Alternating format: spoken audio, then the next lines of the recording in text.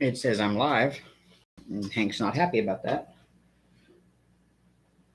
Hey, y'all. It's me. I'm here. I'm alive. Actually, I'm not here because Dave's not here. You're good, Erica. You're good. It was just, I was kind of laughing about it. I was like, hey, you stole my line. Dave's not here. Hey, Helen, Robert, Terry, Berta. Hello, everyone. Hey, Sarah. Yep, you're not here. I had to explain that to Team all the other night. I was in her live. She goes, I still want to know where that came from. I had to explain to her how it was a bit out of a Cheech and Chong thing. And then I think Mrs. Coffee started, hey, Dreamer. Cat's Gallery, hello. So, yeah, it was kind of a thing out of Cheech and Chong. You know, Dave's not here. You're knocking on the door. Hey, man, I'm Dave. I got the stuff. He's like, Dave's not here. Yeah. So that's where that came from. And then, like, way back in like 2019, maybe late 2018, when I first started getting on YouTube and I was hanging out in lives, and I had been to several of Mrs. Coffee's lives. And I think one of the times she was just joking around when I showed up and said, hey, and she goes, hey, Dave's not here, you know, because she knew the joke. And it just became kind of my signature entrance into chat, just my way of letting everybody know, hey, Dave's not here. You know, it's just kind of become my little thing.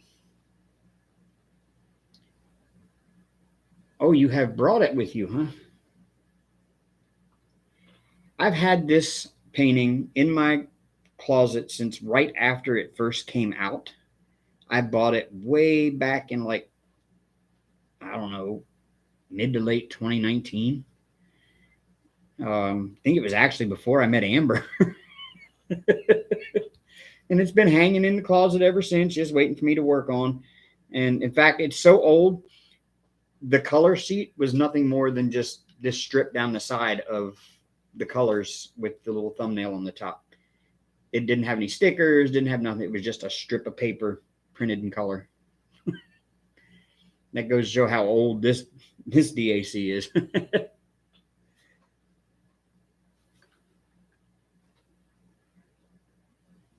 Hey, Ashley, Pink Poodle. Hey, Brian. Trying to catch up here.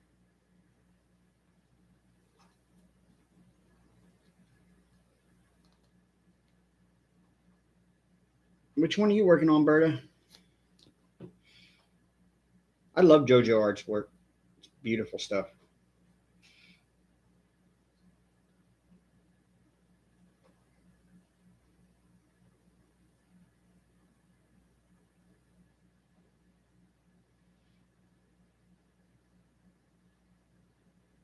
Oh, Dreamcatcher Wolf. Yes. You know what? I don't know if I have that one or did I not buy it. I can't remember. I'd have to go looking through my closet to find out if I've got it or not. I know it was on my list of ones that I wanted.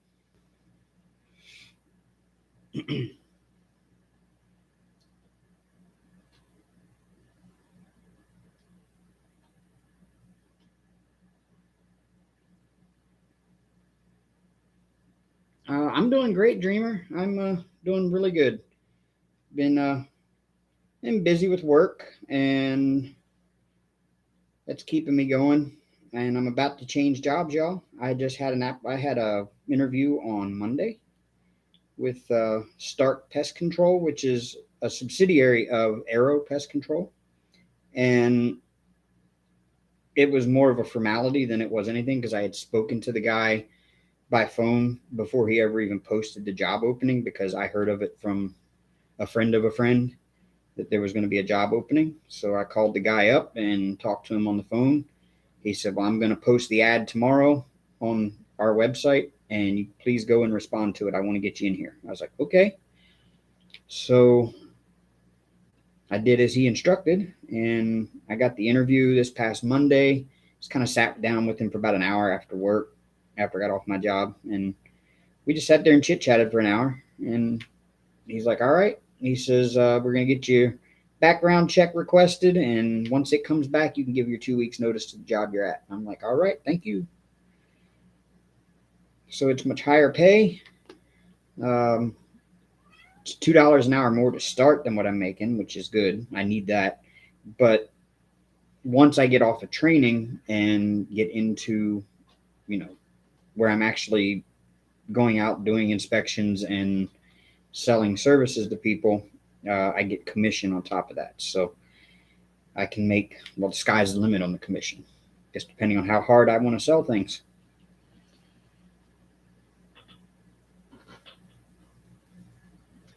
Yes, much better pay, Dreamer. Much better, yeah. Let's just say that with commission, like I said, I start out at $2 an hour more than what I'm making now, and once I get put on commission, the sky's the limit. But most people make mid to upper level of 5 figures, so that's a plus.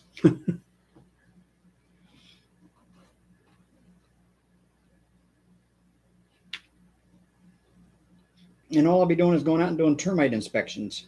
And then I'll probably end up getting cross-trained in the actual pest control technician side of it, to where I go out and do the spraying and stuff like that for people. But I'll be doing termite inspections to start off with.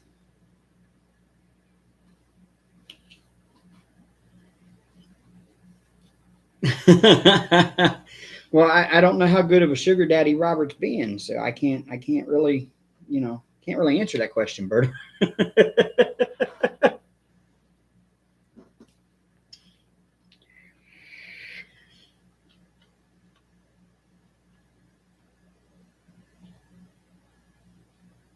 You changed out your 310s with kaleidoscope, and it looks amazing. Oh, did it have bad 310s?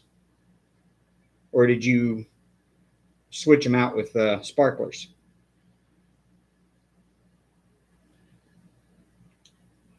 That's something I've just recently gotten into, and I'm waiting until I have some more money coming in so I can actually buy sparklers.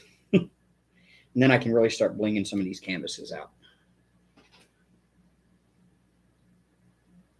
No, you're just switching them out with different 310s. Okay, I got you.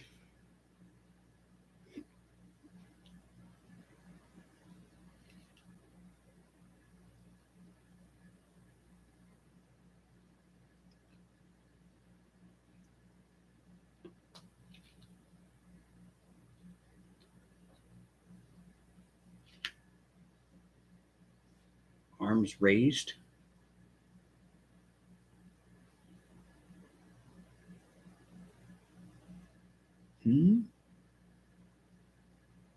I have no idea. What do you, arms raised?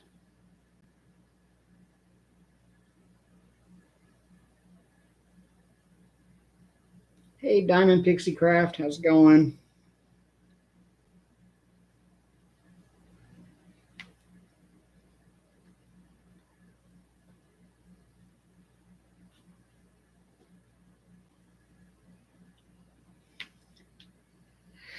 Hello, Angie's Crafting with Diamonds. Very nice to meet you too. Oh, yes, he does. Yes, he does. We get him going in Zoom all the time. 2 a.m. and you're wide awake. 2 a.m. Where are you at that it's 2 a.m.?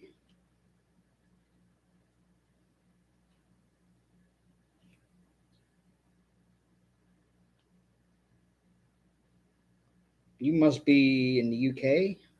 Nottinghamshire. Okay. It's the only thing I could think of, because I know it's not Australia, because it's like daytime in Australia right now. 2:08 a.m. in Scotland. Ooh. It's kind of on my want to go to places one day. I'd love to come to the UK. Hey, Crystal. Glad you could make it.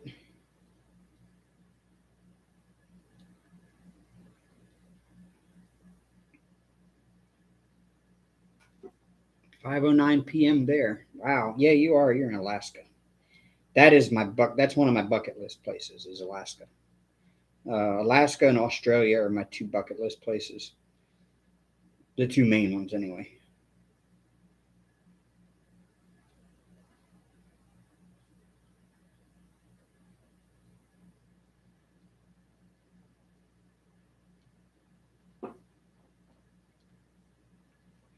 But if I had the money, I would love to drive, or not drive. Well, I would love to be able to do a driving tour of the US on my own time in my own car and stop and see all the places I didn't get to see when I was a truck driver. That would be life goal number one. And if I ever have the money to actually retire, I might just do that. I might get me an RV, pull my car behind it, and just live out on the highway, seeing the country the way I didn't get to as a truck driver, where I can actually, unhook my car and take it and see all of the sights that I couldn't get to in a truck and just take it all in and enjoy the country. But I still would like to go around the world again. I've been around it once, courtesy of the U.S. Navy, and they didn't really give me a chance to stop and see all the sights very much. I did make it to Hong Kong, Singapore, and we had a stop at Jebel Ali in the Persian Gulf. And then I flew off the ship into Bahrain. They helicoptered me off the ship into Bahrain. And then I stayed 7 days in Bahrain. And then we took a flight back to the U.S., stopping in Naples, Italy for like 2 hours, and in Scotland for like 2 hours before flying us back to the States. So I started out in San Diego. Hank, really? Y'all see this, right?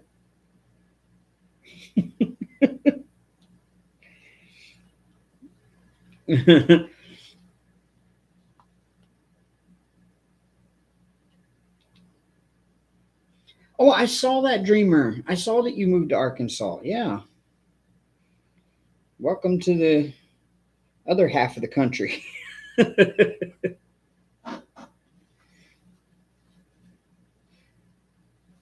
No, I don't have you on Facebook right now. In fact, I saw you in my recommended on my friends list, but I don't normally just send out random friend requests to people in my recommended list, even if they have a lot of mutual friends, because they were like, well, who is this Dave guy? Why is he adding me? So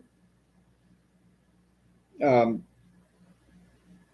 sure, I will add you. That looks interesting. I'd love to see some videos of Alaska. I'm always interested in Alaskan things.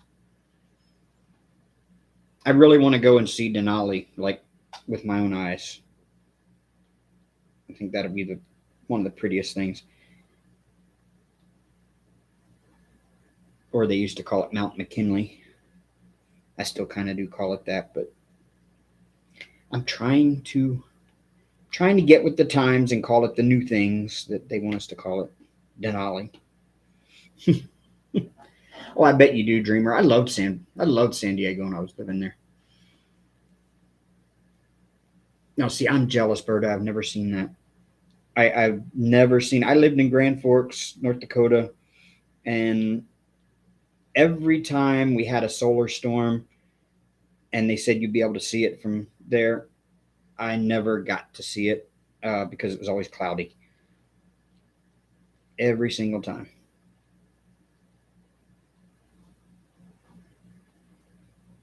Yeah, I missed a lot, Dreamer. I didn't even know you'd had a fire. So,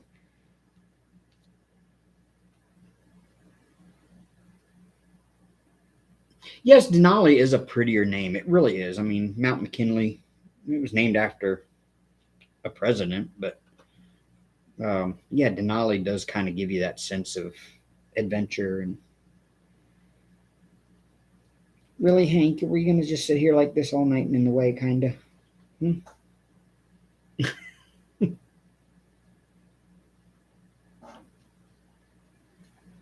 Oh, you're good, Helen. I get a lot of lurkers. I always do.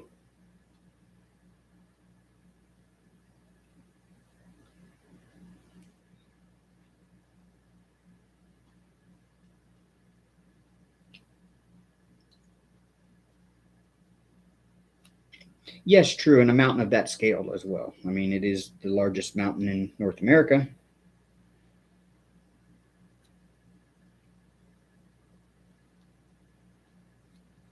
It's one of the seven. It's one of the seven summits. Which at one time in my life, before I was a smoker, and I was able to have full lung capacity, I had actually dreamed of climbing the 7 summits, and that's never going to happen now. So I can live vicariously and at least maybe get a chance to see them in person one day. Would be nice.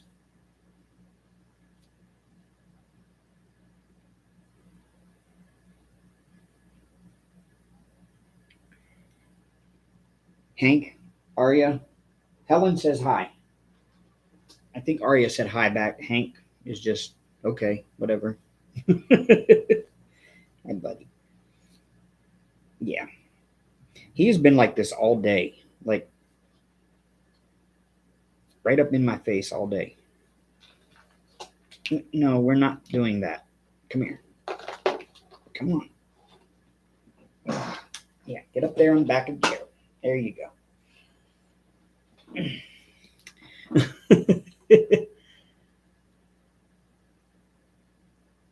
Got a TSA order accidentally ordered to the same painting. Oh no. Well, you could always do a giveaway of the extra. That's what I would do if I did that. Kind of sucks though, because they're a lot of money now.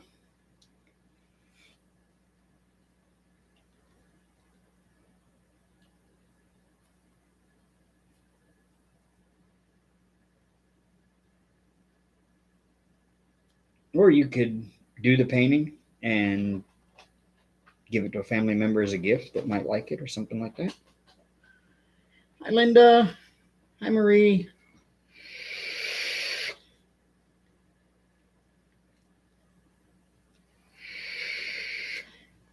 Oh, every time I blow vape, it goes out of focus. Wonderful. But it's hard to put this down because this is like one of my favorite flavors. It's PB and Jam Monster. It tastes just like a peanut butter and jelly sandwich. And I really wish they made it in peanut butter and banana, because I've had a peanut butter and banana vape juice before and I loved it. But only if you use the place that I got the peanut butter and banana from, they actually used like authentic banana flavor, like what you would expect if you went to the store and bought a banana and ate it, instead of being like that artificial yellow runts flavored banana that, which is ironically is what bananas used to actually taste like. The candy banana flavor is actually a it was derived from the original flavor of bananas before some kind of banana disease killed off banana crop. And what we have now are a hybrid that no longer tastes the way the original ones did. And I'm pretty glad, because I don't like that candy banana flavor.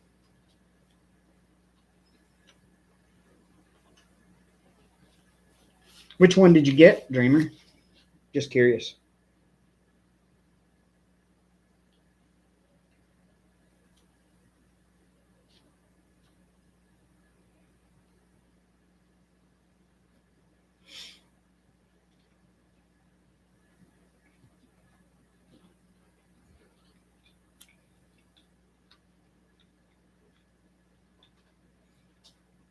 Yeah, that's kind of a love-hate thing. Some people love them, some people hate them. I don't eat a lot of them. I do from time to time enjoy one. And I love banana pudding. Oh, I haven't had some good southern banana pudding in so long. Now that I live in the South, you figure everybody would have it and it would be plentiful. And I haven't had any since I moved down here. Somebody's going to have to make me some banana pudding. Yep. When I used to live in Tennessee, my mother-in-law would make it all the time. So good.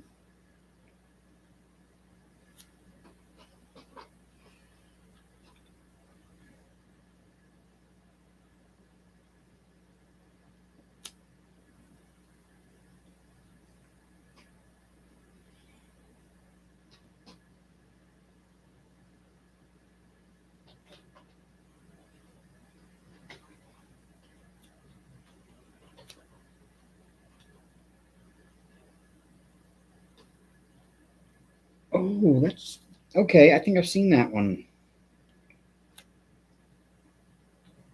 Yeah, that's always good. There's always somebody that like that one. Okay, you're going to use it as a giveaway. Awesome. Yeah. You've always been very generous with the giveaways, Dreamer.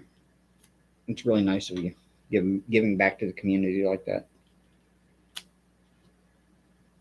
In fact, I have won one of your giveaways. I have one that you gave.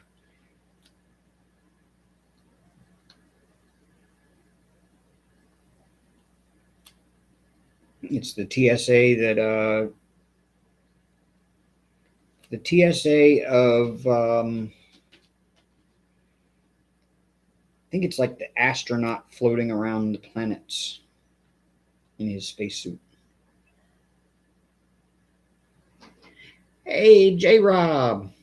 Yes, that is Fire and Ice. It's been in my closet now since sometime in 2019 when I bought it.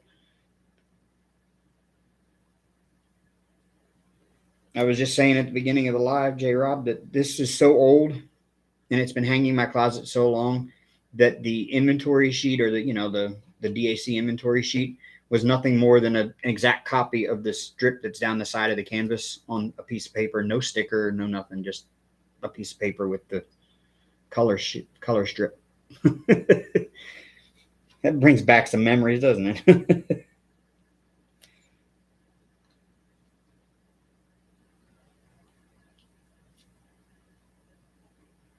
Hello, Nana.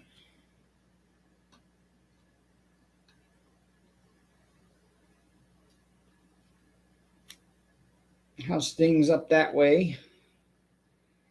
Probably not much different than they are down this way.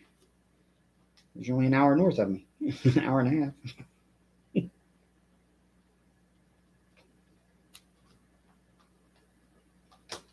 Yeah, Dreamer. It was you were giving away. It was like a gift certificate, I think. It was like I could pick whatever one I wanted off the site or something.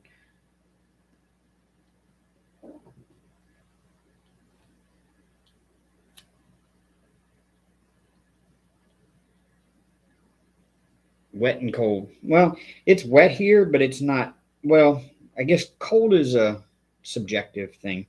Um, I actually went out in just a t-shirt and jeans to go to the store this afternoon, so I haven't been outside since it got dark. So it may be cold out there now, but it wasn't too bad this afternoon. But like I said, it's subjective. What's cold for one isn't for the other. Hey, Deborah.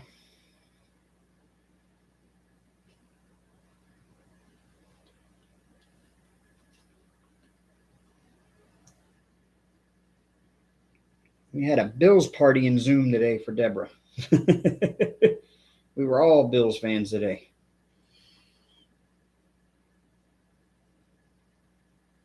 Oh, you have Yin Yang Wolves. I don't have that one yet.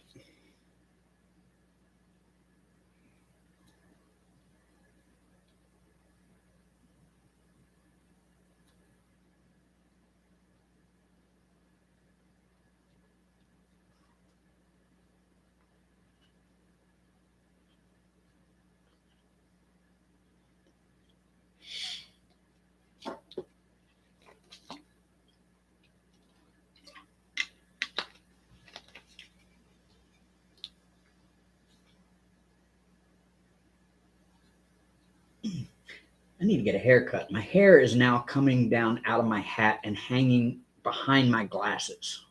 And it's getting, I hate that feeling.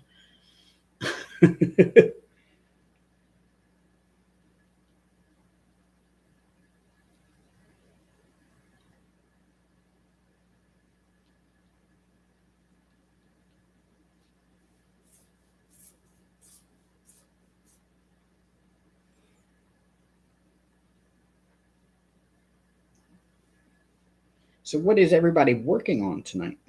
Are we, are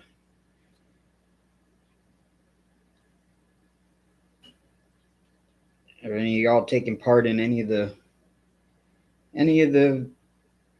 diamond painting events?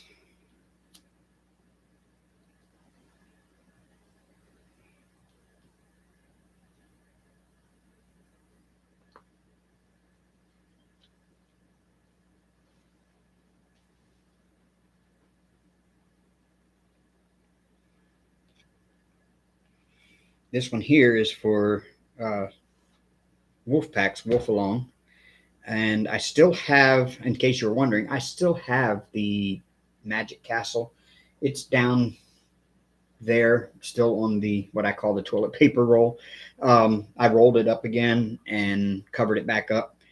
I reached out to Royal Diamond Painting because I noticed that I was having a lot of popping drills, and I got to looking and I noticed that almost every drill of most of the colors had little tabs on all the drills. And I had been sitting here literally with my tweezers and my knife and holding them down in the tray like this and taking the knife and slicing those tabs off one by one as I was ready to put them on the canvas. And I was like, I can't keep doing this.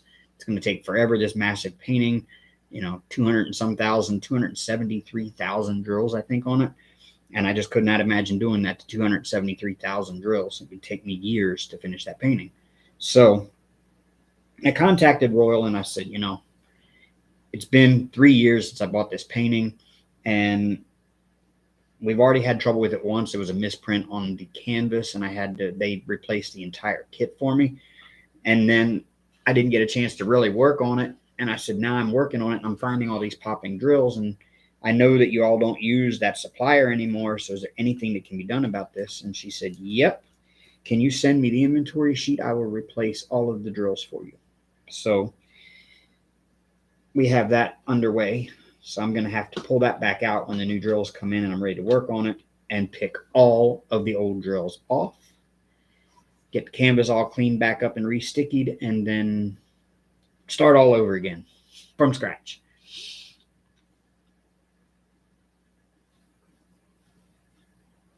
Oh yeah, I know you're surprised, Ashley.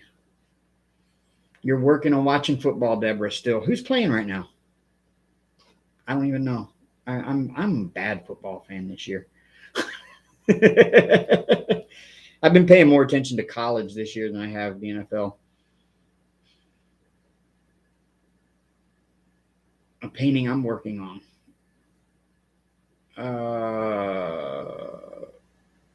What painting are you working on that I am, Dreamer? I have no idea. I've got so many in progress in there right now. Playing Animal Crossings. I'm working on Queen of Wands. Oh, how are you able to play the game and work on a diamond painting at the same time, Nana? Please teach me how to do that, because I'd like to be able to play Minecraft and diamond paint at the same time too. Working on my whips from 2022 for the whips event. We tried to do that in 21, tried to do a whip slash, and we got some done, but not much. Paisley from Craftably for Fairy Along 2023. There are so many alongs. I've lost track. That's awesome, though. Blinging in the new year 2023. Yes, I really wanted to take part in that. I just don't have the funds right now to be able to buy a lot of bling at the moment. So maybe I'll do that next year. But I'm definitely now hooked on blinging and canvases, and I'm going to start doing that more often. A custom, no event. Oh, okay. Tree Farm. I haven't seen. I guess I need to go look at Craftly and see all their stuff they got. Green Bay and Detroit. Oh, Green Bay's going to win that one. I'm going to have to put it away after Tuesday, probably, at least for 3 weeks or so, praying for 2 weeks. Oh, yeah. Hope you do all right through all of that. Yeah, I was beside myself, happy when they said that they were going to replace the drills. I was like, after 3 years and all the trouble we've had with this thing, they didn't have to do that. But they see the same thing I see, as I paid way too much for that canvas to justify just throwing it in the garbage, because that was a $300 kit. So they're really making good on it. And she said that now they have their own shop in Texas that they work out of, and they put the kits together themselves. That she can guarantee that their drills there don't have the same problem.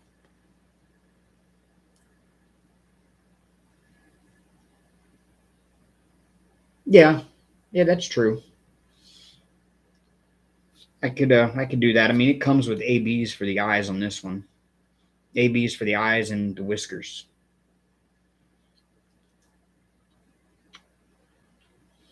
Yeah, Phyllis, that Magic Castle. Yeah, they stopped using that supplier from China because of drill issues like the one I was having. Um, that's why they stopped using that supplier. I don't know if they print their own canvases there too or whatever, but I'm in the Facebook group and I saw one post where it says they're working in the shop, and it looked like they had a table with a stack of canvases there, and there's just like bins of drills all around the walls, like they're kind of like in a garage or a storage area or something, and they're sitting there putting the kits together themselves. So uh, I do know they stopped using their supplier from China that they were using back when I bought this one. I don't know. You know what, Nana? I was kind of scared to see what it would look like too, but I showed it last week. I'll show it again this week because I'm so proud of how it turned out.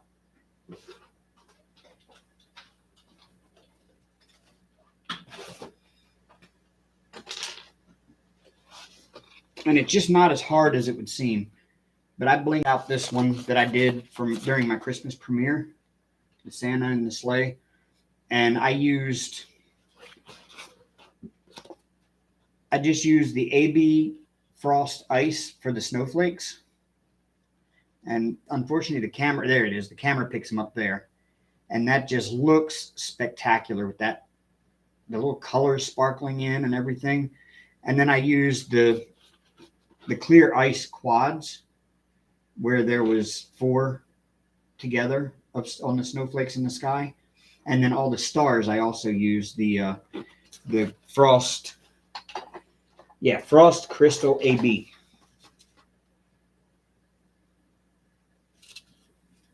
For the snowflakes and the stars. And I am going to get some either crystals or metallics to do these 3 Christmas balls in. And I'm going to redo the strings coming down with some sort of crystal or metallic. And then I also want to, in the house here, in the windows, I want to do either ABs or maybe a crystal, of yellow crystal of some sort. And then also on the Christmas tree, I want to do the Christmas balls, the star, and the yellow garland as some sort of like crystal or metallic.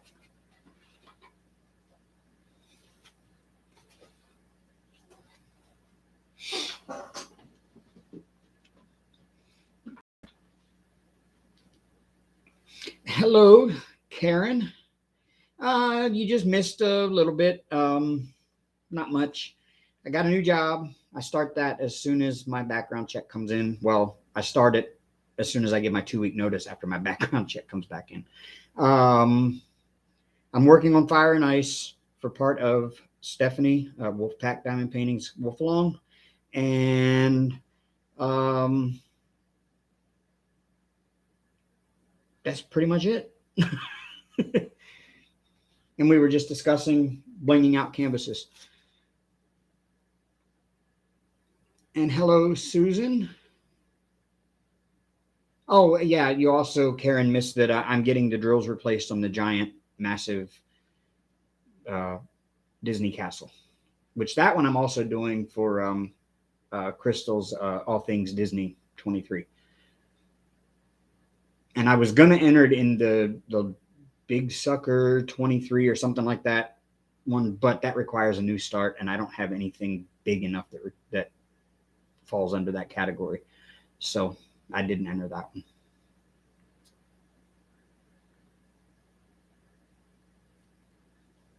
Yes, Karen, very exciting. Higher pay and just completely different field than what I'm working in now. Something I've never done, but I'm pretty sure I'm going to enjoy it because I will be out in the field still. I won't be sitting in an office or sitting in a warehouse having to meet productivity numbers. So, yeah. I got the job, J. Rob. I just went. It was kind of a formality. The interview was on Monday after I got off work. I I kind of knew it going into it. It was kind of a formality. Him and I just sat and chit chatted for about an hour, and then he says, "Okay," he says, "we're going to request the background check, and as soon as we get that in and get that back, then we will." Hank is trying to open the front door. He says, "As soon as we get that back in, then we will. You can put your 2 weeks notice in where you're at, and we're good to go."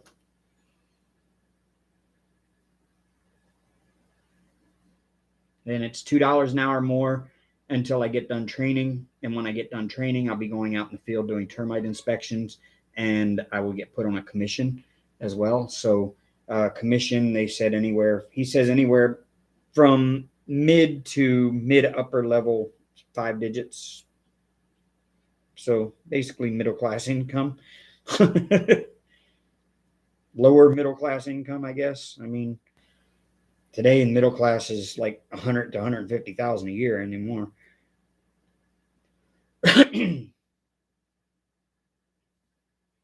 Oh, he gets goodies all the time anyway. That cat eats better than I do. Hey, Greg, Bossy Collection, how's it going?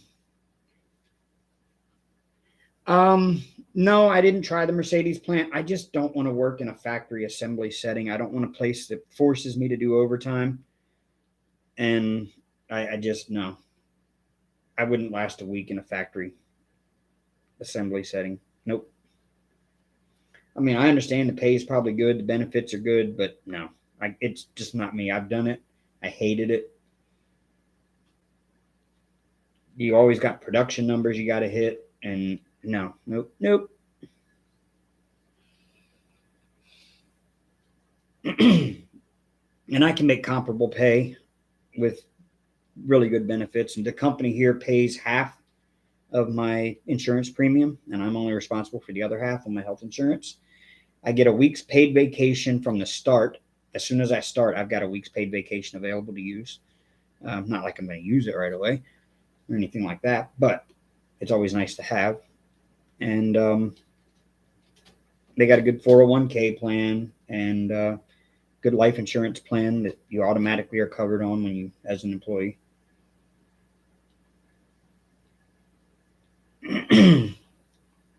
No, Hank is not going for another stroll. Oh, they're great. They're finally getting along again. They've been making out all day. They will lay on the floor and just keep licking each other's cheeks. It's actually kind of cute.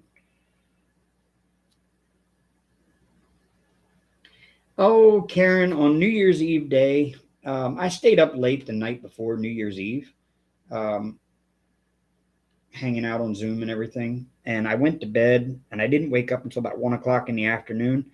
And I guess when I had gotten home on Friday night, and I think I went out for one thing and came back. When I came back, I didn't shut the door all the way. Like my door doesn't latch shut unless you give it a little extra push when you close it. And I guess I didn't realize I hadn't given it that push because my arm's full when I came in. And so I went to bed at like 5 a.m. and I woke up at like 1 p.m. and Hank was not right in my face like he always is when I wake up. And I looked around and I came out of the bedroom and my front door was standing open about a foot. And Hank was nowhere to be found. He decided he just wanted to go walking off wherever. And I ended up going out in the neighborhood for like an hour, walking around the neighborhood with a bag of treats, shaking a bag of treats and saying, Hank, treats, calling out for him. And the neighbors were looking at me funny. No, you don't get none. I'm sorry. I didn't mean to get you started, buddy. You don't get none right now. And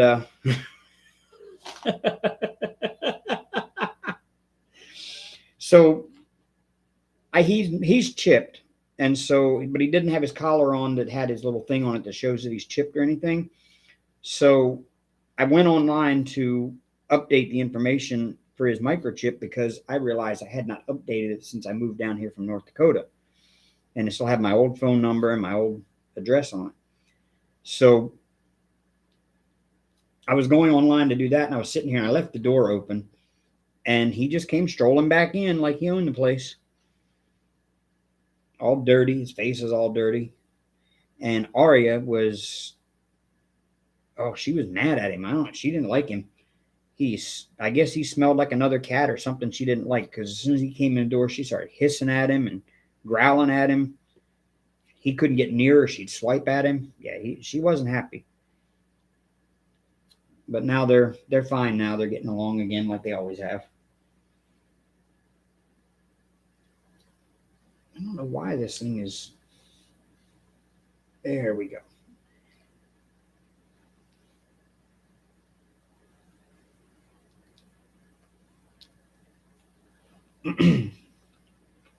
Yes, he does. You have a bird now, Dreamer. Awesome. What kind of bird did you get? Oh, he was fine, Karen. Yeah, he was just fine. Just a little dirty. And now he just keeps going to the door and tries to get it. He figured out how to open the door. Like when it's not shut all the way, he can go down to the bottom front corner of the door, and he can use his paw to get a hold of the weather stripping and just keep working at it till it opens. And then he goes outside. But it has to be closed all the way and latched, or if it's that way, he can't do it.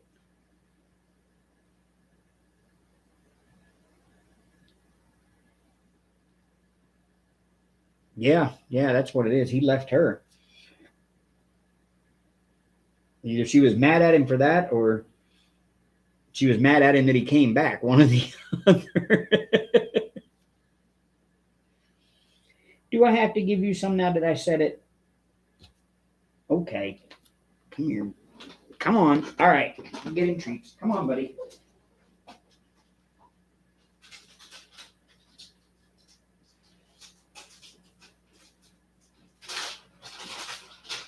Yeah, here comes Arya too. Here. Get some treats. You get some treats.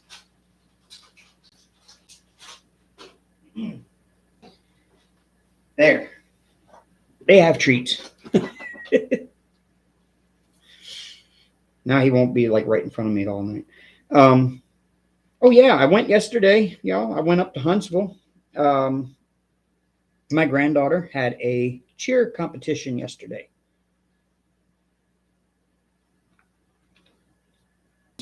At the Von Braun Center, and took in the cheer competition, which was always an interesting event. Those little girls are competitive, I'm telling you. But it's so good to watch. I mean, especially the older groups, once they get into the senior categories, and seeing some of the throws that they do, where they get the girl on top of the pyramid and then they just throw her in the air, and oh man, that's breathtaking. And that's what my granddaughter does. I mean, she's only 9, so she's not in the seniors yet. But she does the aerial stuff on the top of the pyramid.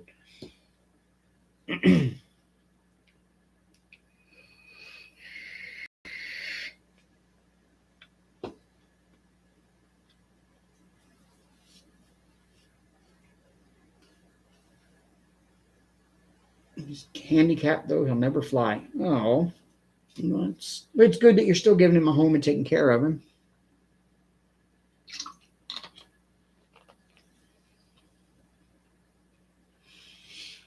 Yes, she is a flyer, but she's so tiny.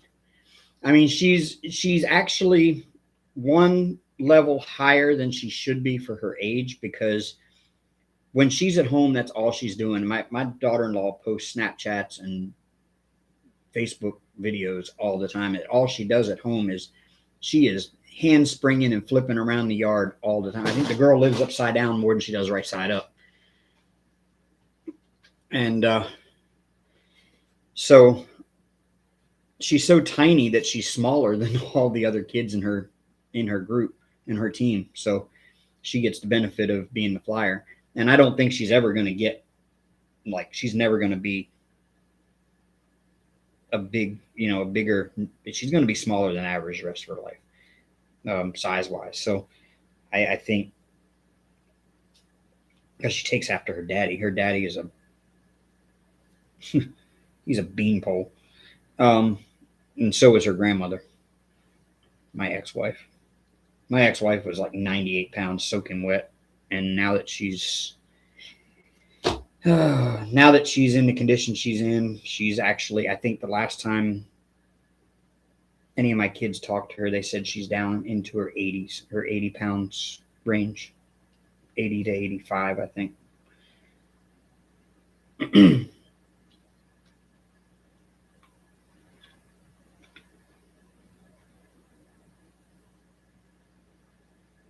Of course, I've always been smaller than average too.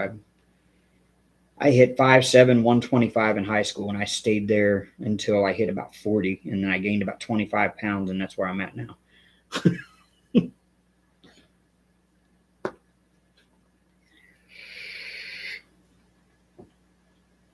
And I just kind of fluctuate between 145, 150, just kind of back and forth there all the time.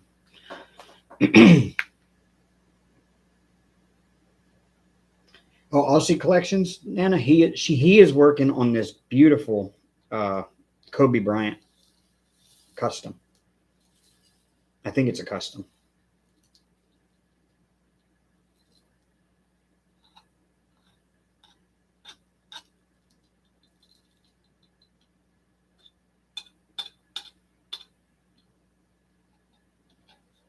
And it's huge.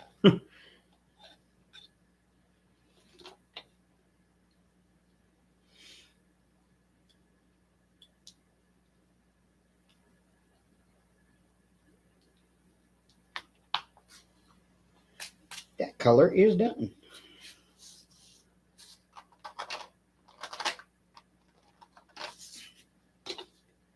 I'd almost forgotten how good DAC was after working on that Amazon painting, which I still love. That Amazon Christmas painting. That is absolutely one of the most fun paintings I've done.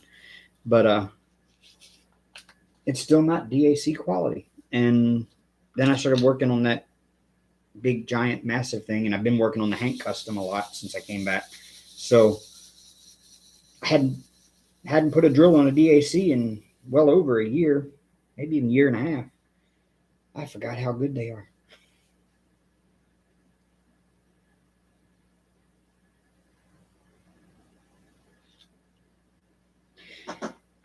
Dreamer, yes and no. I actually got my TikTok channel, I guess you want to call it.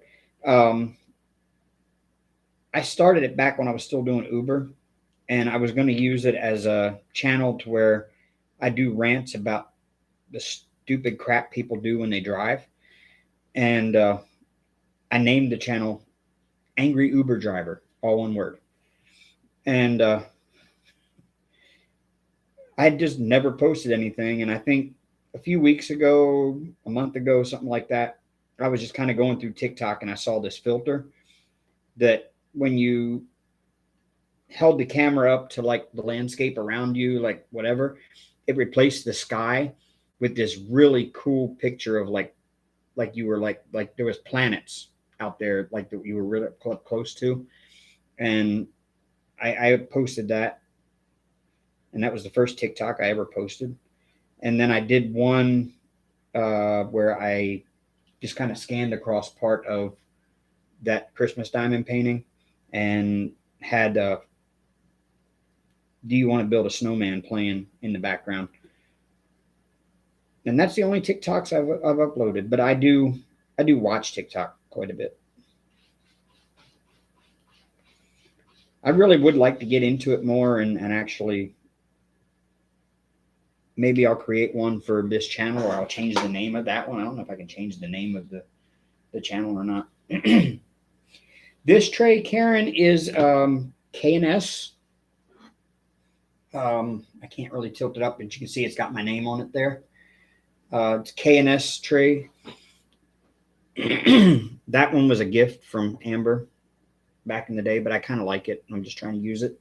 The one I mainly use most of the time is my Archer's Arts tray, which is this one. It's a lot higher walls, and it's got a trash drill in it. Much higher walls, and just it's easier to shake it around without stuff flying off the sides of it. And I no longer can say they're out of business because Archer's Arts just announced yesterday that they are back in business or coming back in business, which is awesome.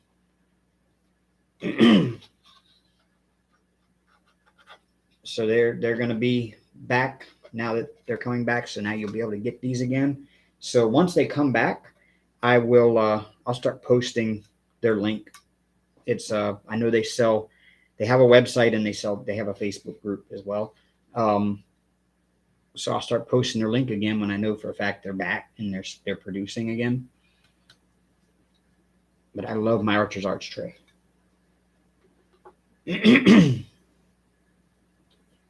Oh, I know. I've got a ton of followers already, Dreamer. I didn't even have a video posted, and I had something like 200 or 300 followers.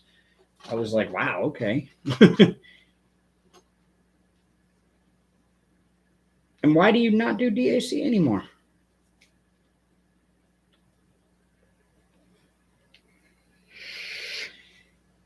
Odyssey Collection, I think they did when they were open before. I think they did. They shipped international. I can't guarantee they will now. I don't know, but I think back when I got my tray and my grinder that they did ship international.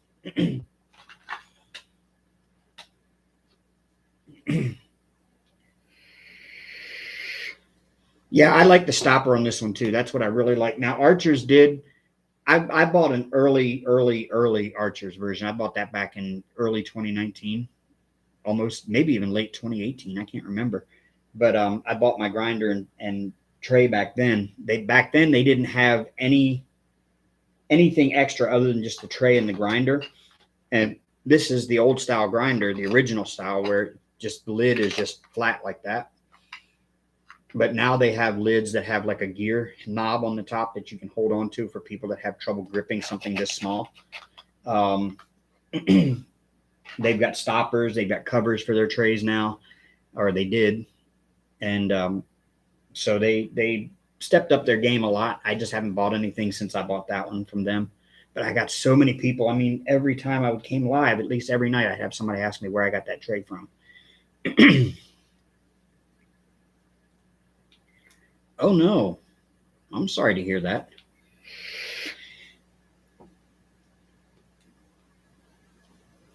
I will say the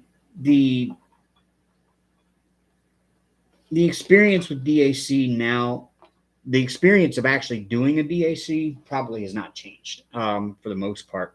But I will say that I've noticed that the experience with DAC and some of their marketing techniques and stuff now have kind of changed a lot. And I'm not a fan of some of it, like the limited edition stuff.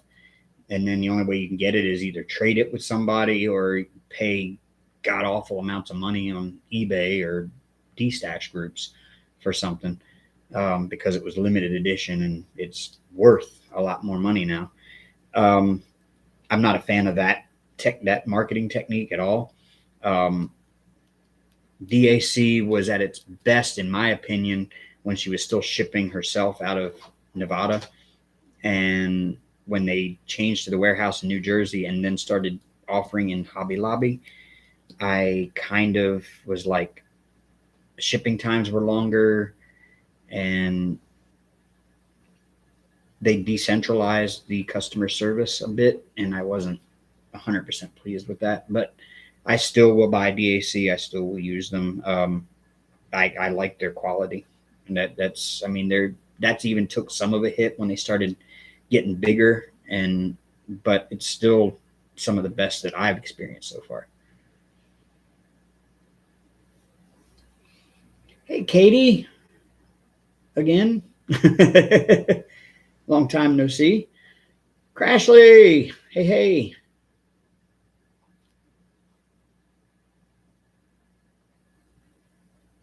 So you can win the AK lottery tonight in like 5 minutes.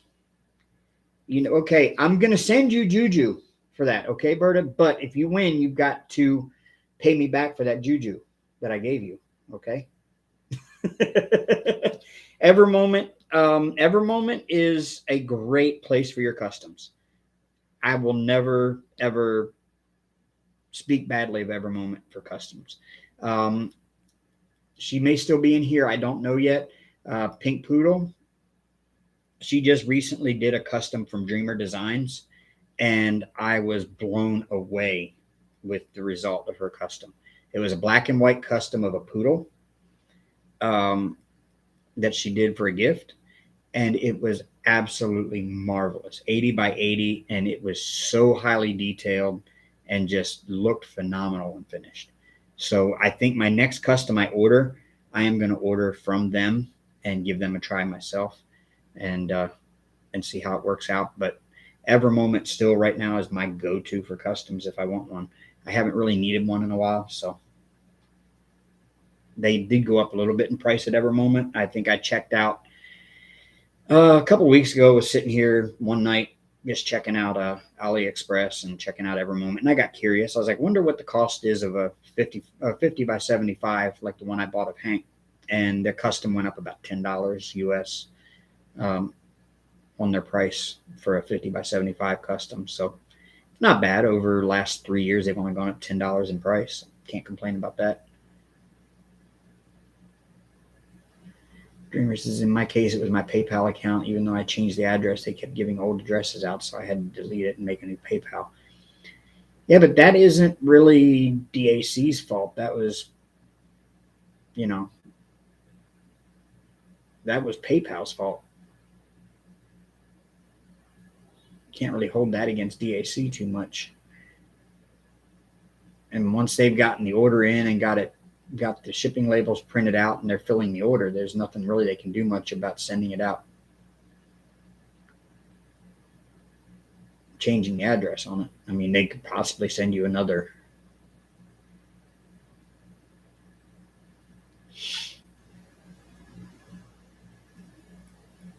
You got a Muni Made canvas. I have not tried them out yet.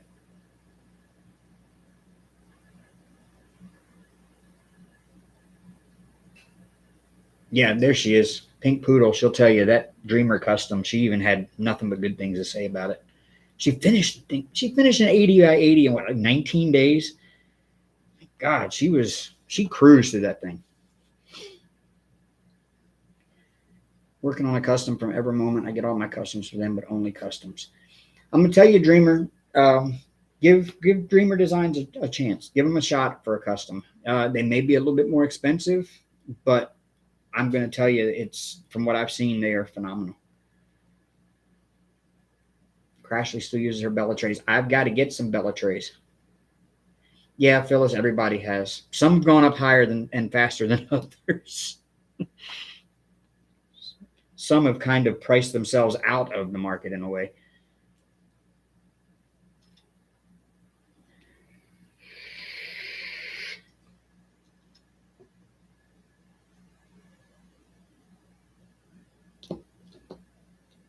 What color am I working on? S's. Okay. I forgot what I was working on over here. Isn't that wonderful? I get distracted Tuesday. I do need to go to a doctor and talk to a doctor about ADD issues, and that might help me out a lot with just general life issues, which also, by the way, in my description of this video, this live, there is a link to I can't remember the name of it now. That's bad because I'm in the group. It is called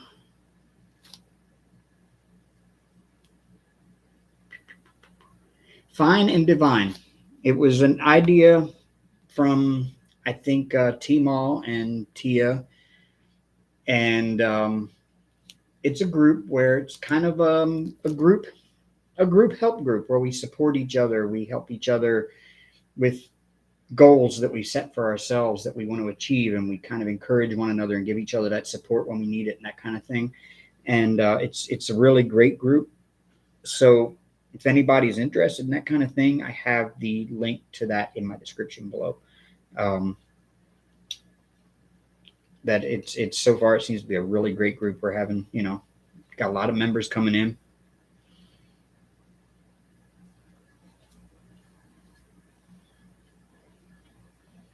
That if it got returned to them, they'd reship it if I paid shipping, and then they changed their mind and said they wouldn't. Well, that sucks. Sounds to me like you talked to one representative one time and they didn't make a note on the account, and another representative took your call and said, nope, we don't do that. I've had that happen before with other things. You never talk to the same person twice?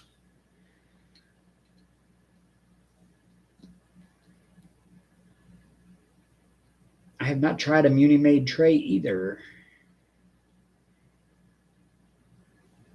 Yes, Crashly, I have horrible ADD, ADHD issues, and it affects my personal life. It affects my finances. It affects my organizational skills in my apartment. Pretty much affects everything. People think I'm lazy, but I'm really not lazy. I get distracted too easy and nothing ever gets done.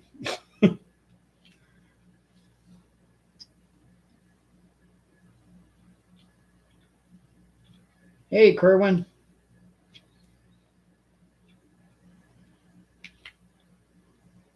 I see you there.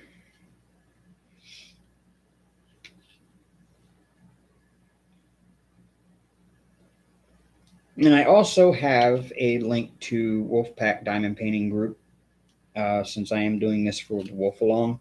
So if you're all not a member there and haven't checked out Stephanie's channel, she goes live on Thursday evenings, much earlier than I do,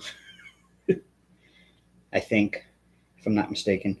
But she goes live on Thursday evenings, and she's always a lot of fun in her lives. And so this is her event that I'm doing this one for. Oh, are you hiding from Crashly?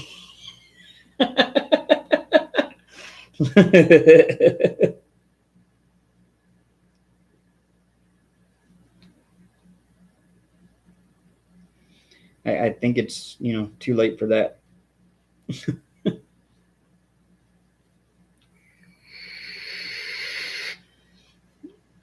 Oh, I ain't getting in that one. Nope, nope, nope, nope, nope, nope. Nope. I am not getting in that one.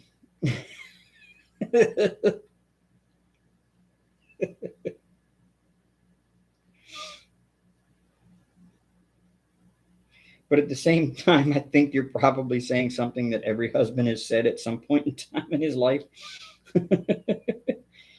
Then wives probably say the same things about us. So.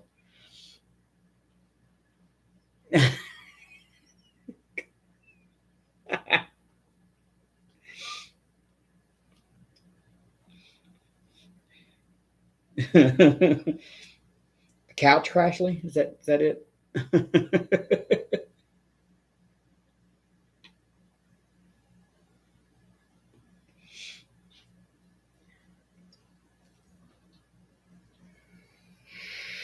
An Apple tracker in you. No, she's just got a tile.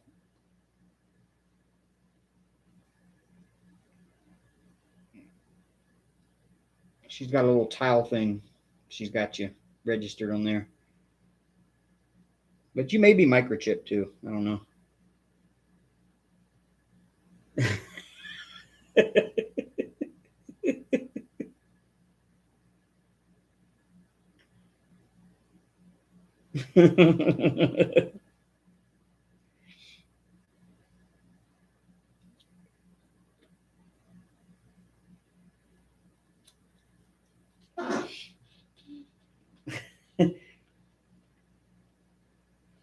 There's a Scream themed trivia in Kahulaway.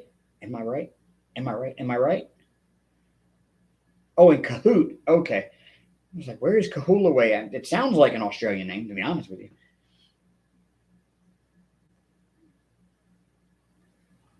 Oh, Karen, I was talking about Stephanie Wolfpack diamond painting.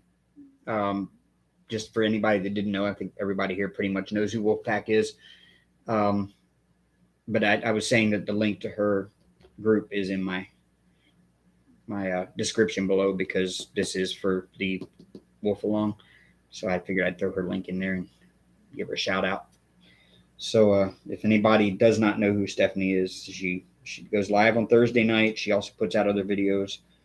She has a huge stash, and she loves diamond painting. I've known her since right after I got started. We both lived in North Dakota along with Mrs. Coffee, and used to hang out in her lives all the time when I lived up there. Starting to hang out in them now again since I'm back online again.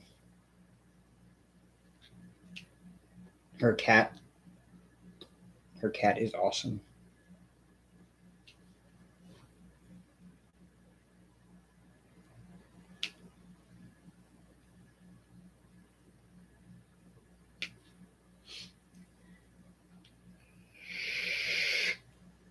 I didn't say she has a mustache.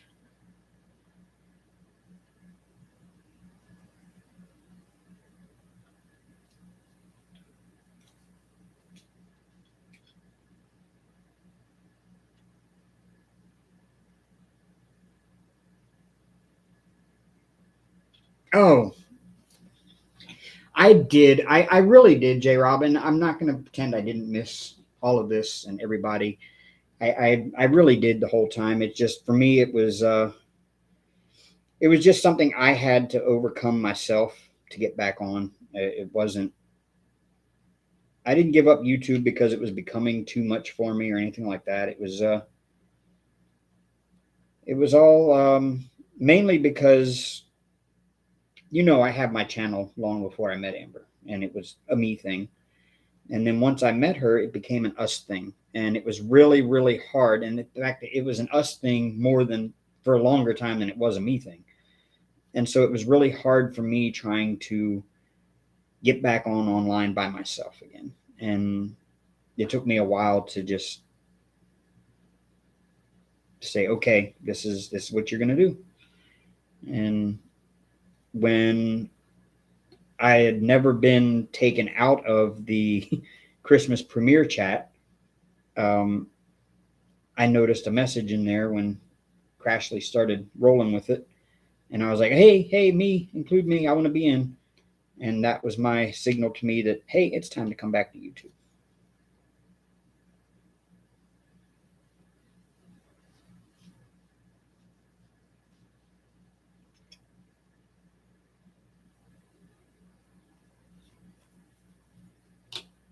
Well, I'm sorry, Crashly. I know. I left you an open spot you could take, and you did. And that's cool. But I'm back. I take my spot back.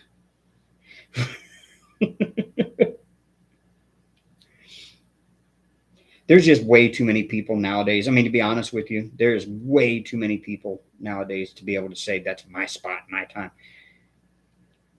It used to be you had the regular set of lives, and Pippa kept a little list of times that times and days that everybody went live, and everybody's like, okay, well, nobody goes live during that period of time. I'm going to go live then. It's just too many people now, and you can't do that anymore. Oh yeah, you okay? That's right. You did go before me. That's right.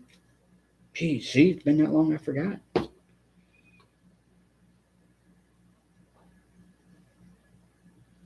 So you stopped doing the Sunday nights before me?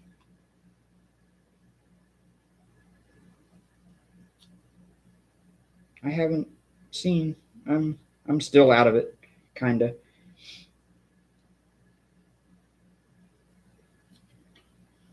Oh, yeah, Wednesday nights now. Okay. Oh, well, that's awesome. You moved because they weren't hopping without me. Well, I am back now. Did somebody else take your pre-Dave Sunday night spot? If not, take it back. Do it. Do a second live. Do a Dave's opening act live.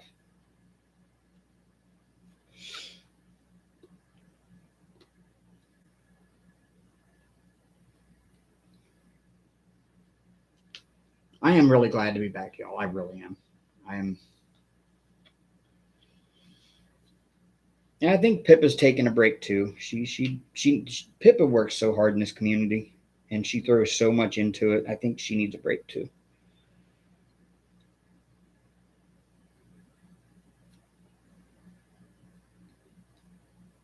And Crashly did a outstanding job filling in this year, organizing and getting everything going on the Christmas premieres, which was a lot of fun. We had a lot of fun with those. If they all didn't catch them, there's still the playlist out there, and it was a blast. Everybody did a great job. We filled in all the time. We had a lot of last minute stuff going on there in the back that nobody got to see, but everything got filled in and everybody got their videos in, and it went off without a hitch, except for maybe one that when they uploaded their video, it didn't finish uploading. And so when their time for their live came and they logged back into their back end of YouTube, it started uploading again, but it wasn't fully uploaded by the time their premiere was supposed to start. So it got started a little bit late. So instead, she had to send the link to the next person, so that everybody's playlist would continue working properly. Which I felt so bad for, because that meant that most of her viewership ended up leaving her video about halfway through. And I hope everybody that was in there actually went back and watched the rest of it and gave her the watch hours and the watch time.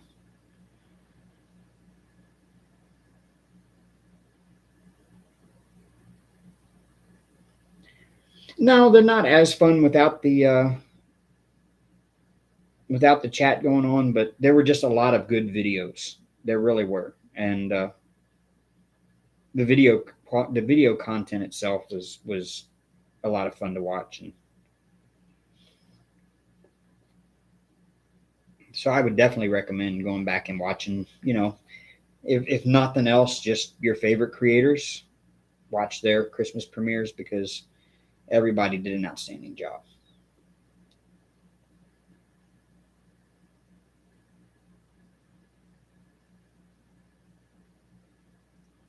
No, nobody does.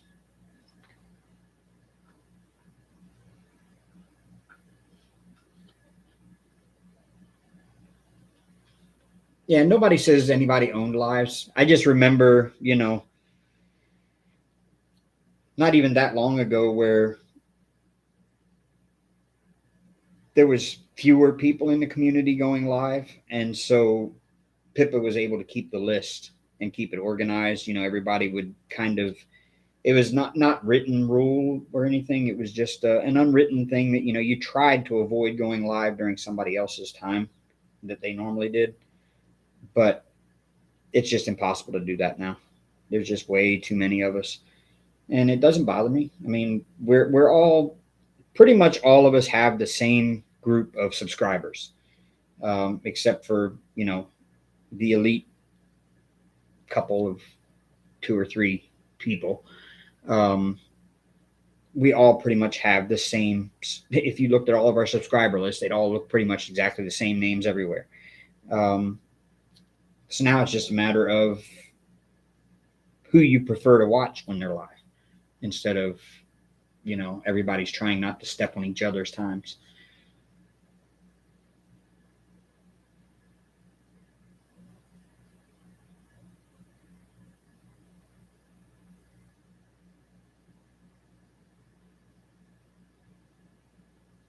Yeah, that's very true, Crashly. That's,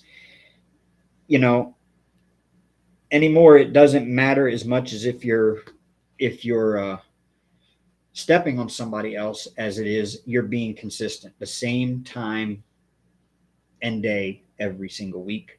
Or if you decide you want to go live twice a week, the same 2 days and times on those days every week, and trying to stay consistent. That's how you build your viewership up.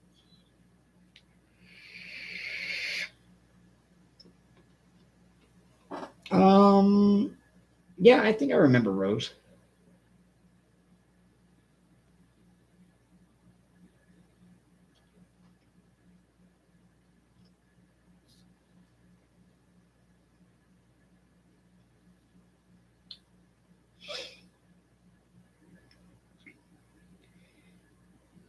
And I'll tell you, Gal, the easiest way The easiest way I found and what worked for me was when I started my channel. Of course, nobody knew who I was. I mean, you're brand new. Nobody knows who you are. You're not going to pop up in anybody's recommended list. Um, Maybe you might, depending on how you tagged your videos. But the way you get your viewers and the way you get your subscribers is if you're starting a new channel, the best piece of advice I can give you is attend as many lives as you can. Hang out in the chat, talk, get to know the creator that's doing the live, get to know the other creators that are in the live, the other viewers that are in the live in the chat, and just be a member of the community. Don't try to promote yourself. Don't go in there and say, "Oh yeah, I've got to go. I'm doing some recording tonight for my channel." You don't want to do that kind of stuff. But just get to know everybody, and people will start coming to you when they start seeing your name. They'll check you out and they'll come find you. Now, it used to be easier to do that when you could click on the person's name in chat, and you could go to their channel, because I'd be sitting in chat and I'd see a name that I hadn't met before, and I would right click their name, and it would bring up a little thing. You'd say open in a new tab.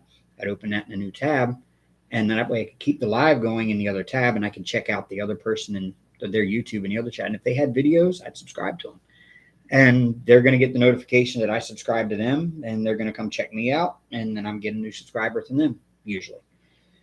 And that's the way I built my channel, was just hanging out in lives, like most of y'all are right now, and just being friendly with everyone. And then I stayed consistent with uploads. That's one thing you got to do. That's one thing I slack with, is getting content in between lives going, and I need to start working on that more often.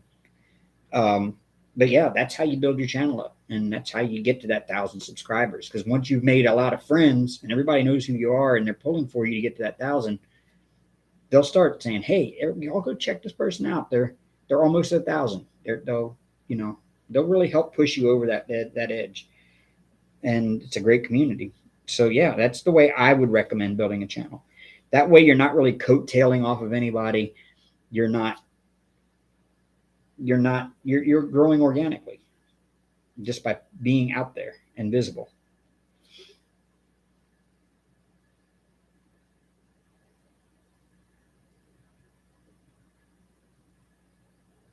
Thank you, Erica, for coming in. Have a great night.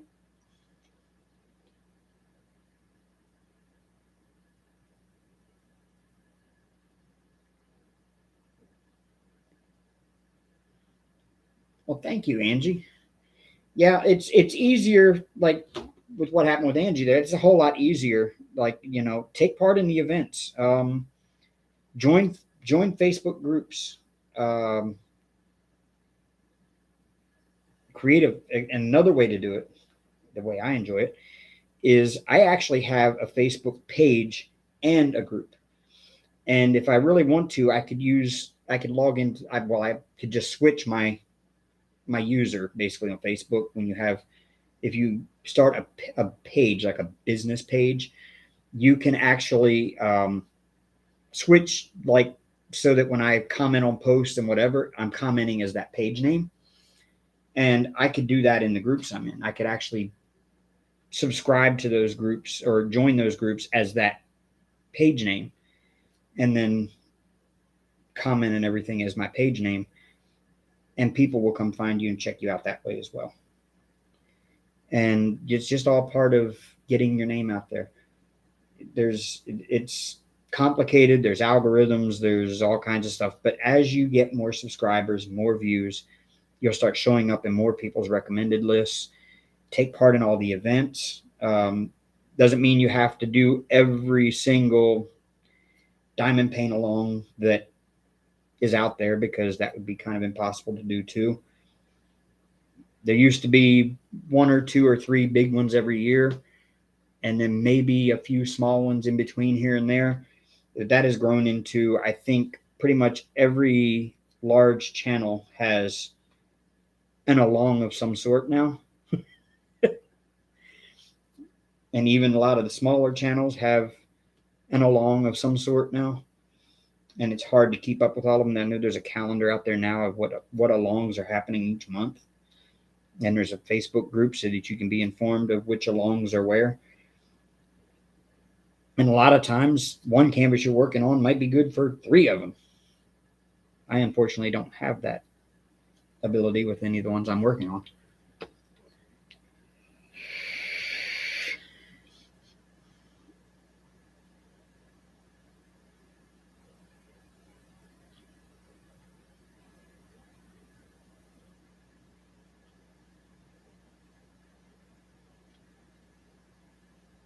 Oh, you go late at night now, Dreamer? Yeah, I remember when Eskies used to go live all the time. And she ended up building quite a viewership pretty quickly just by being live all the time.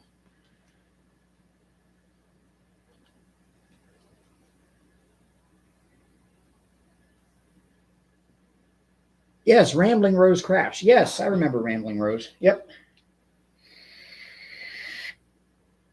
Well, you don't really know anymore now, Karen. Um, what we used to do is, and maybe I should start doing that. What we used to do as creators, we used to help other creators that were hanging out in our chat by giving them a chance, like usually near the end of our live or sometime in the middle or whatever. We would give them a chance to like throw up some emojis if they had a channel and that they put out content. If they were another creator, we would allow them to do that during our live. A lot of people stopped doing that. And I don't know why. Everybody acts so competitive about, oh, well, if I get other people subscribed to other channels, then I'm going to lose viewers. No, we're all got the same viewers. It's all pretty much the same community. We're just all advertising ourselves to the same group of people, really. So, we really should start. Maybe I should even start doing that again.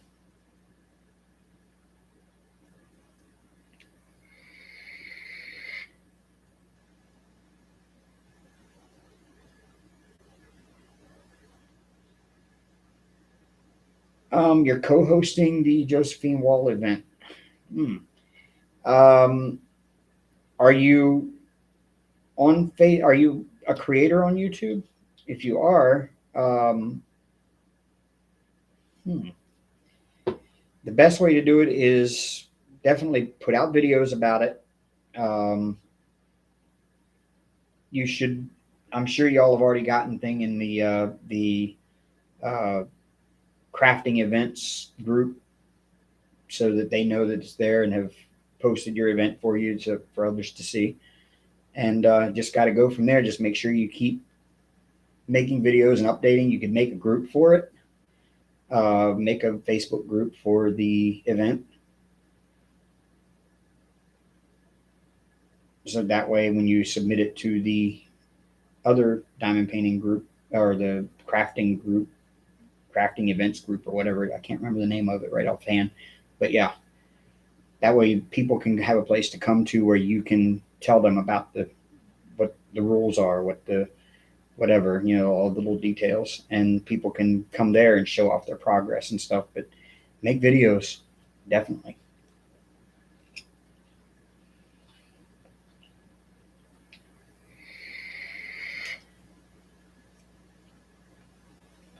Yeah, you don't get discouraged. You're going to get the subs.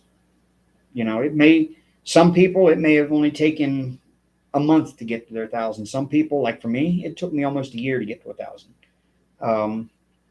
Some people have had their channels several years and haven't hit 1,000 yet.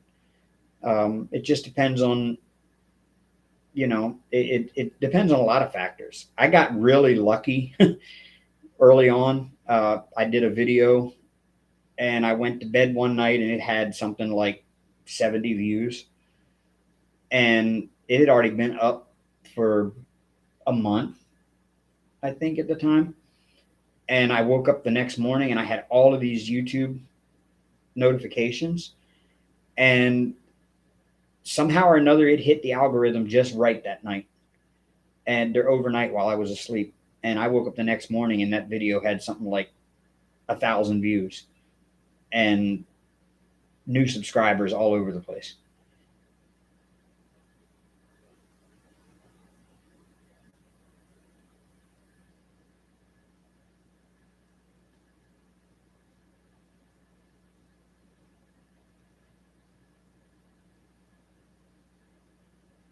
Oh, no problem, Angie. I mean, I'm no genius at this. I mean, like I said, it took me a year to get to 1,000, and I was up to 1,700 before I took a break.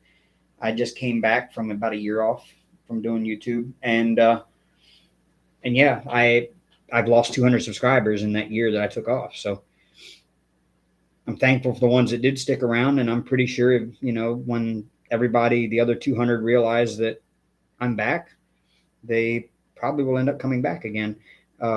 Some of them left for other reasons during the time that, not during the time while I was gone, but some people left before I left for some other reasons, which I will not go into detail here about.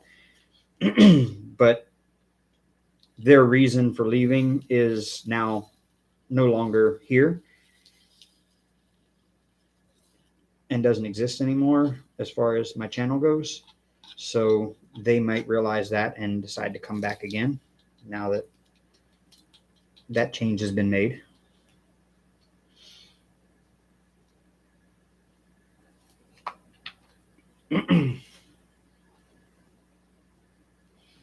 Yes, you always thank somebody that helps you out in this community. Always.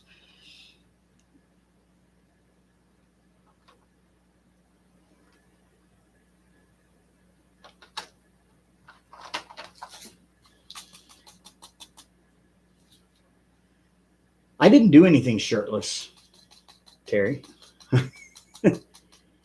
Yes, Kerwin, yes. Location and social networking, yes. Getting your name out there. That's the biggest key to it all, is getting people to know who you are.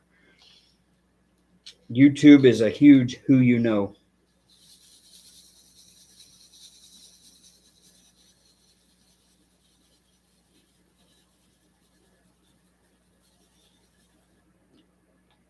Well, it's just like any other entertainment business. It's all in who you know. I mean,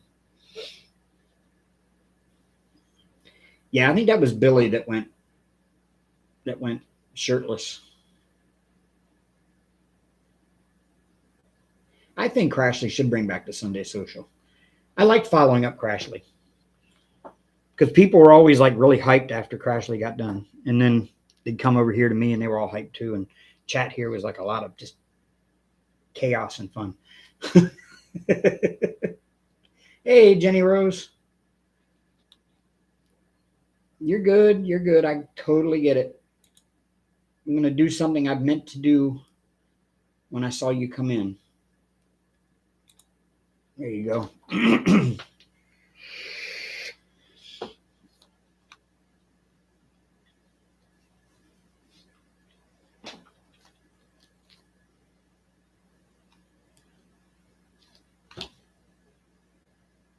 Yeah, I think Billy was the one going shirtless at one time. I never saw it myself. I was just told about it, but Billy's cool.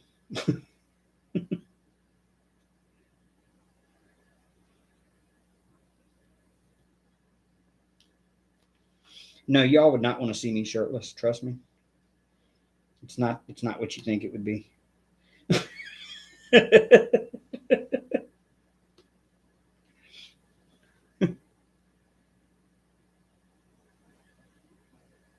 Yeah, yeah.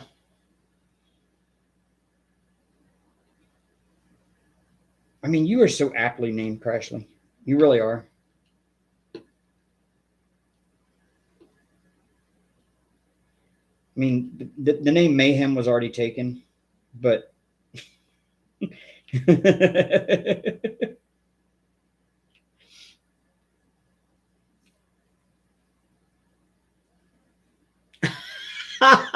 J Rob. Wow.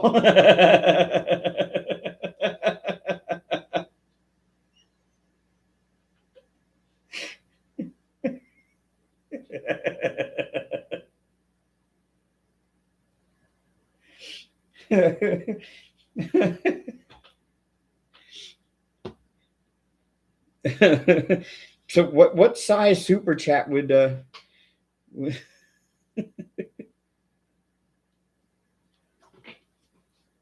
let's start a GoFundMe. And that's what we love about you, Crashly. That's what we all because you never know what direction you're going to go in next. And it's just,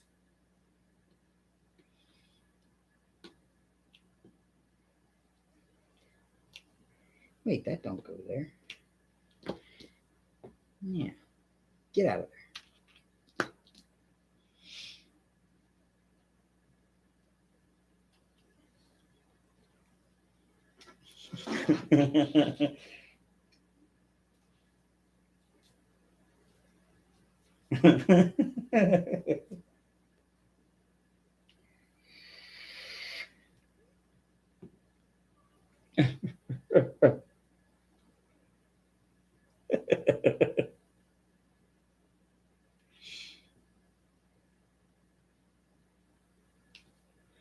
Oh my Lord.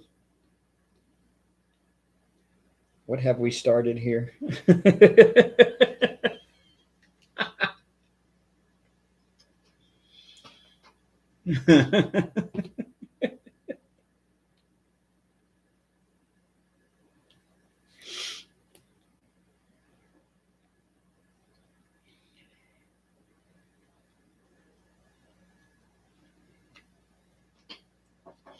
I'm pretty sure if J Rob announced that she was going to go shirtless on a live, you would suddenly have a lot of male diamond painters coming out of the woodwork that you never knew were diamond painters.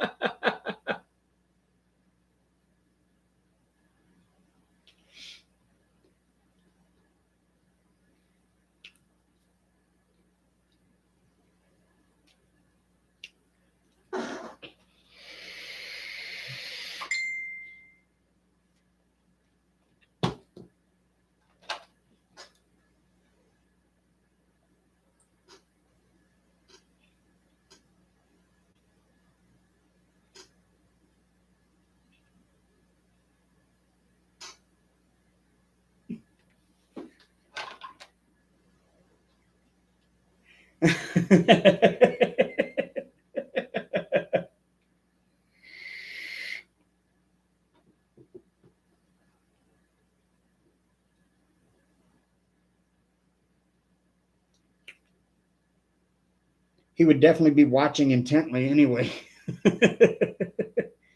You know that you are totally correct, Angie, and it's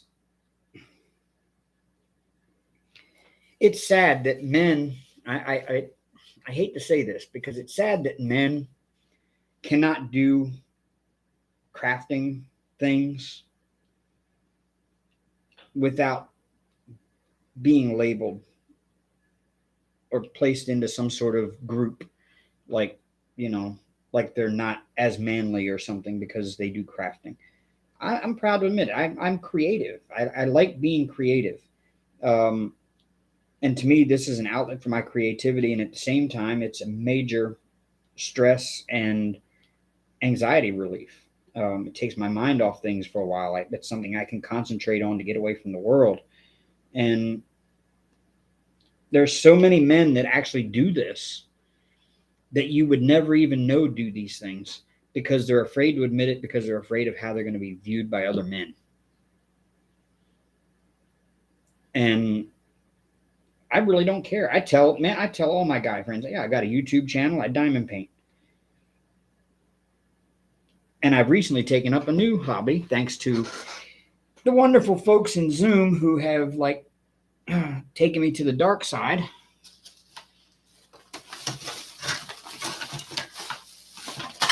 I have now started cross stitching.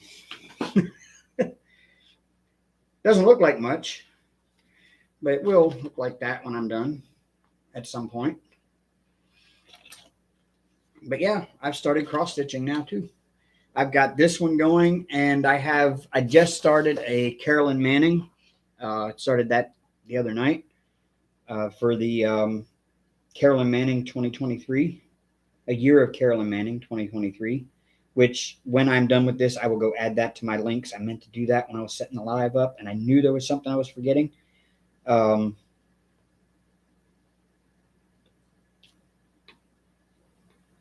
Actually, yeah, I'll do that. Um, I need to talk to the creator of that first and find out if it's something I should do or if I should have even mentioned. I may be in trouble there. Uh, because I don't know if they've officially launched it. But I started a Carolyn Manning Midnight's Garden.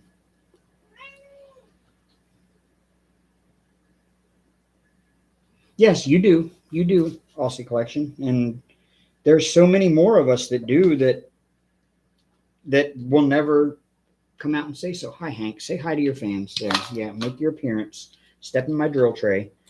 Yeah, thank you. Okay, you're going to sit over there and be good? Okay.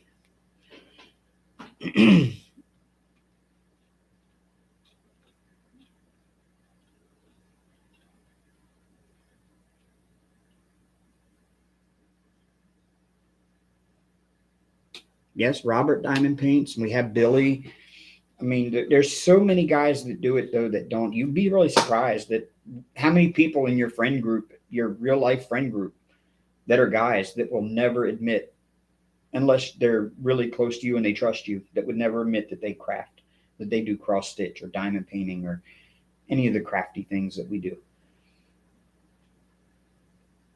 Awesome, Aussie. Yes. So glad to hear that.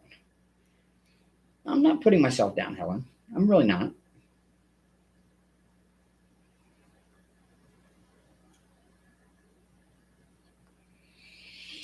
I don't quite think I'm ready for floss tube yet. I don't really have a lot of time to commit to a lot of different things like that. I mean, I probably could. Maybe that could be some of my uh, midweek content and stuff in between lives. I'm pretty sure I could. Um,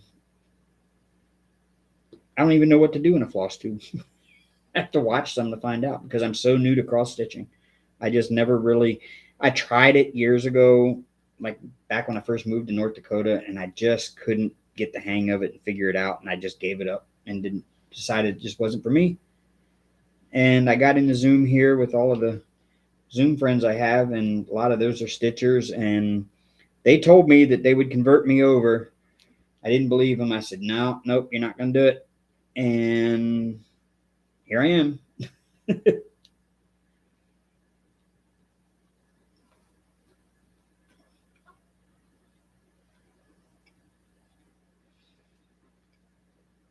Yes, Nana, I can. I can send you a pic. I've got to wait until she's up and around again. I might have a pic on my phone. I'm not sure yet. I don't have a current pic of her though. She's hard. She's elusive. She doesn't.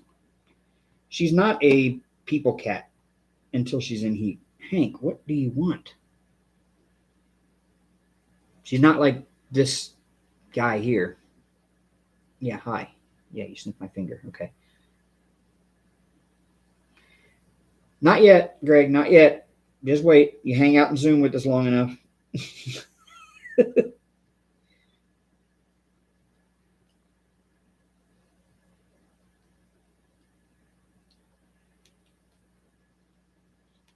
It's really no more difficult than diamond painting, to be honest with you. It's just instead of putting down drills on canvas, you're putting X's on fabric. I think that's all it is.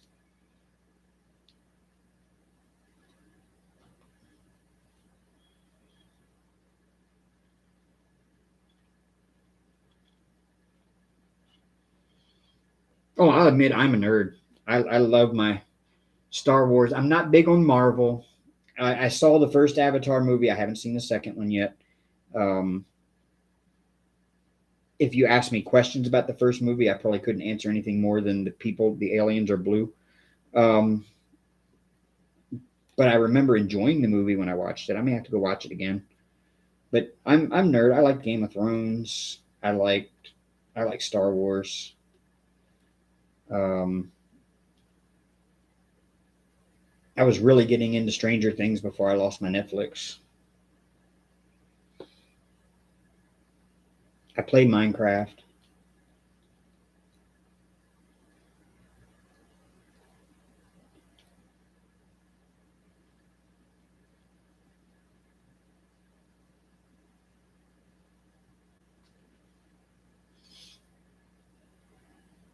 Oh, hey Lisa. I'm sorry, I must have missed you when you came in.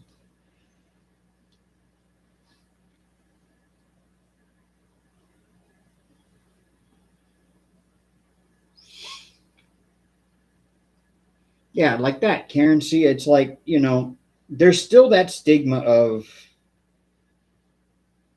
manly things and womanly things out there that exists. And so many men are afraid of what other men are going to think.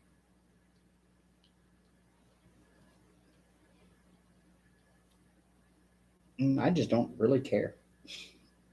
I've noticed as I've gotten older, now I used to care about stuff like that, like at one time, but I've noticed now here I'm almost 50, and I've noticed that my give a shit meter kind of bottomed out.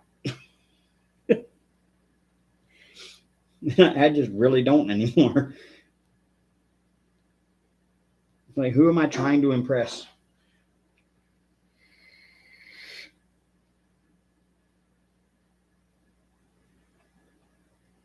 No, I don't have Netflix anymore, honestly. I just couldn't afford to keep it. And before Pam and Amber left, Pam was paying for it. And after they left, they changed the password, so I can't even log into it anymore.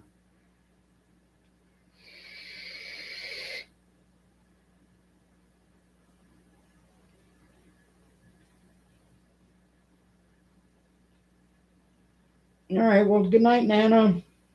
I'll talk to you soon.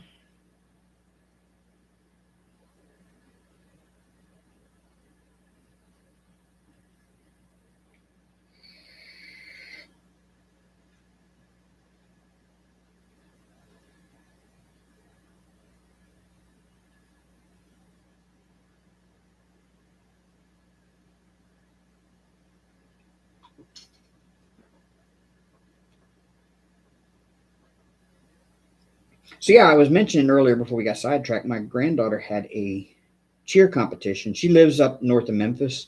So she came down to Huntsville for a cheer competition this weekend. And so I went up there yesterday and spent the day and watched their day one routine. And the team she's on, they did a great job, but they had one fall during one of the lifts. And they had just kind of they had like an intermission where they did like an award ceremony for like the minis. And then they cleared the stage for a little bit, like a half hour or so. And they came out and did some work on the stage, on the mat. And my granddaughter's team was like the second team to take the mat after the intermission, or third team to take the mat after the intermission. And there was, they did that fall right there in that one spot. Well, then the next team had a fall, but they weren't in direct competition with my granddaughter's team. There's only one other team there that was in direct competition with her. And that team took a fall in the exact same spot. And that one was bad enough that they think the girl might have broke her ankle. Like, they shut down the music, the lights, stopped the routine. The girl's dad had to come out and carry her off the stage, and they called an ambulance. So, hoping she's okay. But then they noticed that the girl said that, or her team said that the girls that were trying to lift her lost their footing because the mat gave out from underneath of them. You could visibly see the mat because they came out and fixed the mat after that fall. And so they're trying to argue with the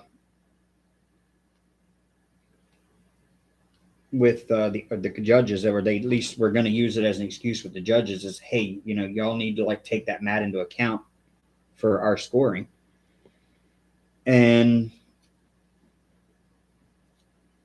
the other team that she's in direct competition with actually had a couple of bobbles, but not a fall. And so my granddaughter's team coming into this morning was only 0.1 points behind their competing team. And their morning routine, my granddaughter's team hit 0, which means 0 deductions, perfect score. and the other team that they're competing against had a hard fall on one of their lifts today. And so we thought that they were going to turn out number one, but somehow or another they put my granddaughter's team as number two. And nobody can understand why. So I think they're going to go back and try to dispute that with the because of the mat problem yesterday.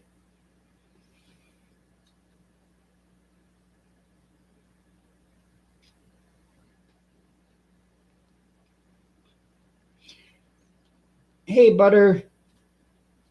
Yes, I love Game of Thrones. My cat's name is Arya. So, yeah. You're all good. Being a lurker is fine. Watch hours are watch hours, y'all.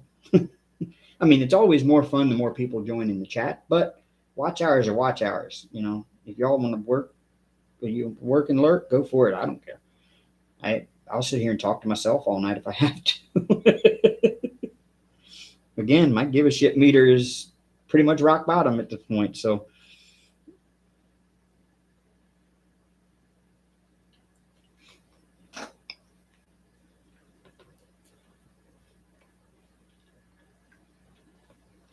all right, Karen, you have a good night. Sorry if you're already gone.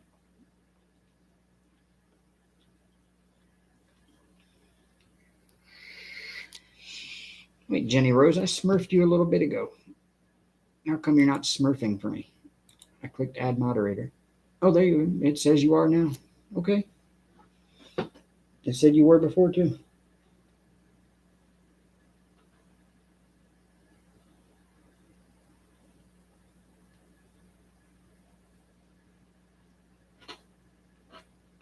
Hank tries, Helen. He really does. Sometimes he's trying, but he really tries. I kind of just have to work around him sometimes. Can y'all hear him purring? He's laying right underneath the mic. Like literally, there's the mic right there, and he's like right underneath of it. Yep, there you are. You are Smurf now. I smurfed you earlier when you popped in and said something, and then it didn't. I guess it didn't take.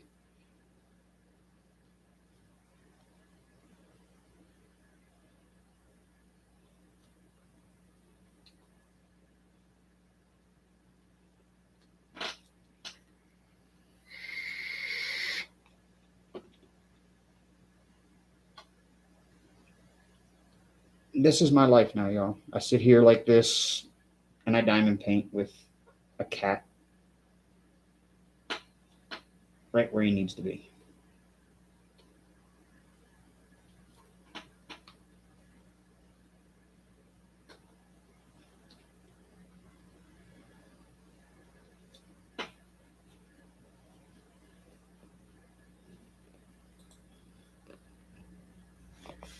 Oh, I'm gonna knock the mic over.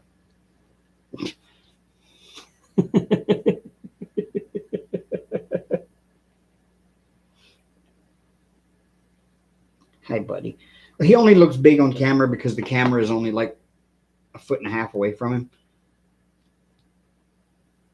He's normal sized male cat.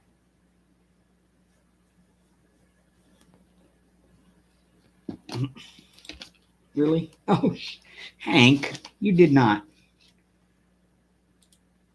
Okay. Whew.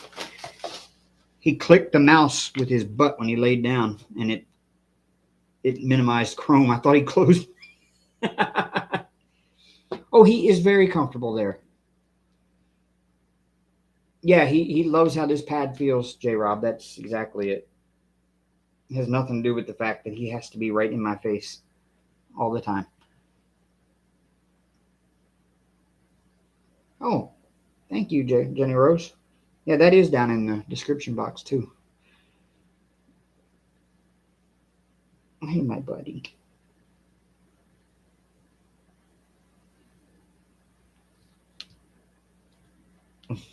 No. Okay. Lay your head right in the spot where I'm working. Go for it. That's wonderful. Thank you.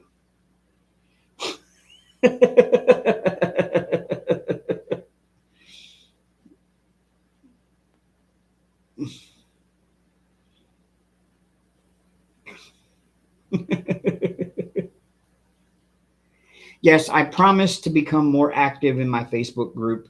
That's something I really, really slacked on a lot before my break. Amber used to do a lot of the updating on there, and I need to get more active with that.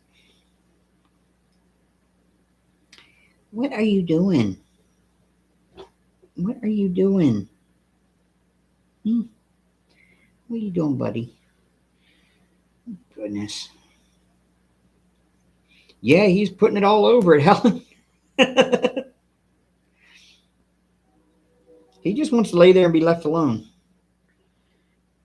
Okay. Here, you need to get off of there and get up there. There you go. Get up on the back of my chair. There you go, buddy. Now I bet I have little fine cat hairs all over my sticky spot here. Nope, I do not. Okay.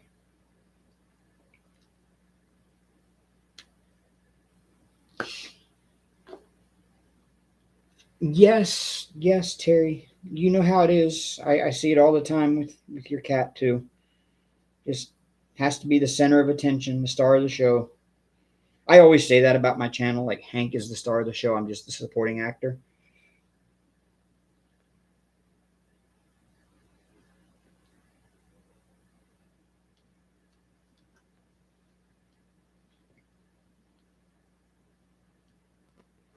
I am Hank's servant. Yes, he's still. Arya has kind of taken it over, but he still kind of gets up there. They just kind of swap spots from time to time. Usually later in the evening, he's the one up there, and Arya is already in the bedroom under the bed or whatever, and he's the one up there, especially after they eat their the the wet food. Yeah, that's what we'll call it. I'm not going to say what I call it normally because then Hank will start bugging me again about it. Um, but yeah, after that, he gets up there and he'll sleep up there until I go to bed. And then when I go to bed, he'll actually follow me in the bedroom and sleep right beside me. And then Arya usually is down at my feet on what used to be Amber's side of the bed. Right after the house was just us, um, Hank would sleep on the pillow that used to be on Amber's side. He would sleep right on that pillow because she took her good one with her and just left another pillow that was in our room over there in that spot, and he would curl up on that pillow and sleep every night on the empty side of the bed. It was kind of cool, but he stopped doing that. Now he sleeps kind of like right behind my knees because I'm a side sleeper, and he'll sleep like right behind my knees.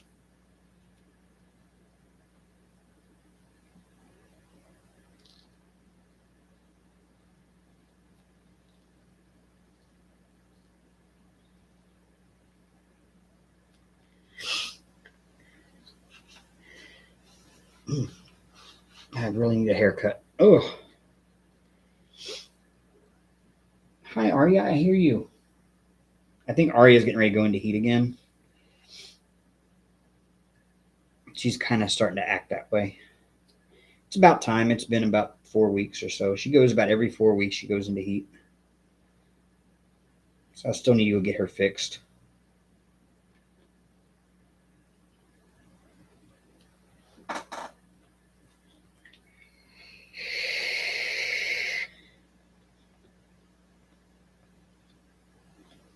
Look at that. I got that color done now too.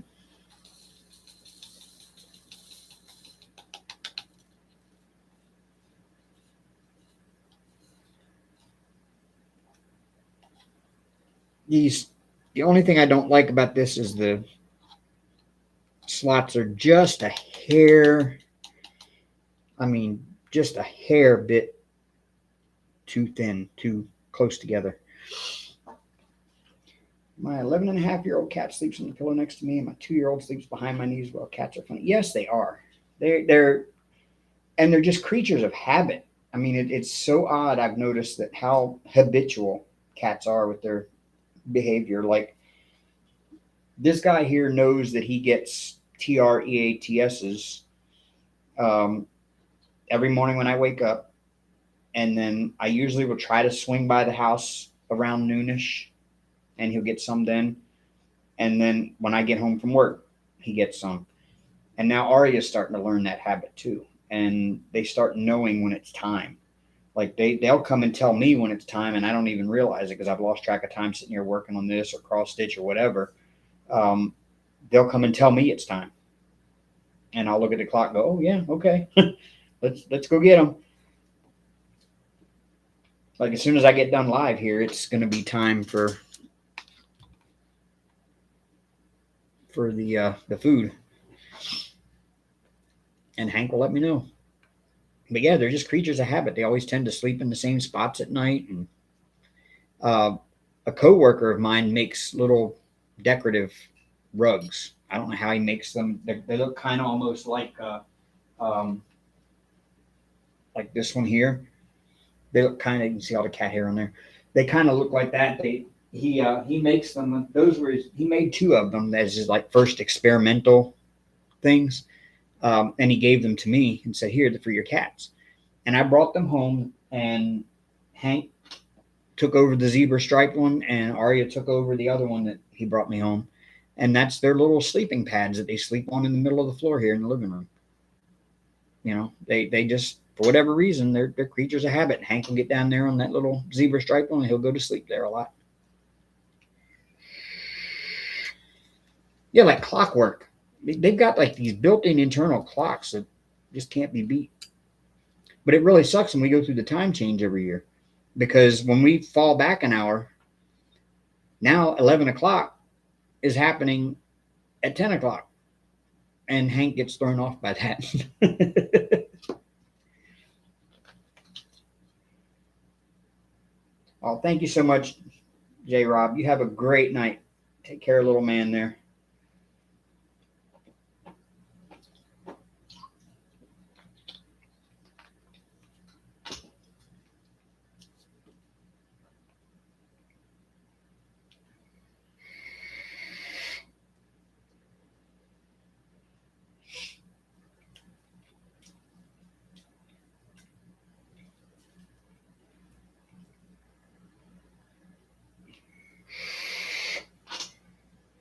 And there's some special effects for J. Rob.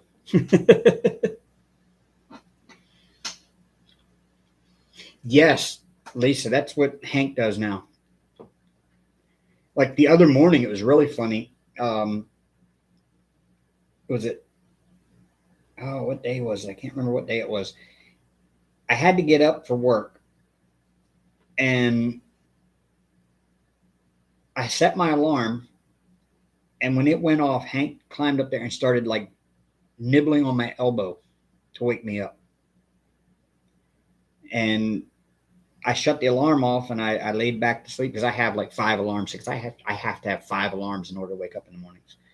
And the second alarm went off 15 minutes later, and he started nibbling on my elbow again. And when I finally opened my eyes and woke up, he was doing the exact same thing, just sitting there staring at me like, "All right, you're late. That noise happened. You were supposed to get up."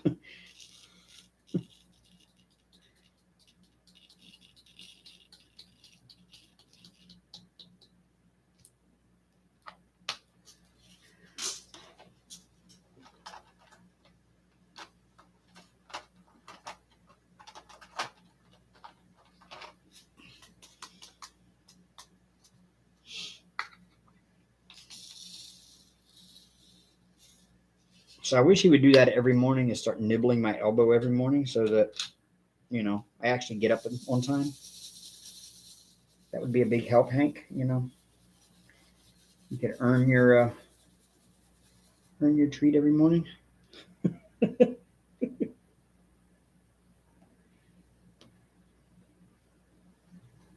Who says cats can't be useful for something besides cuddles and mousing?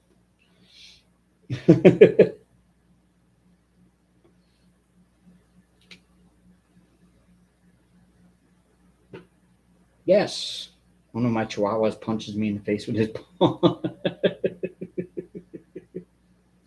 Wow.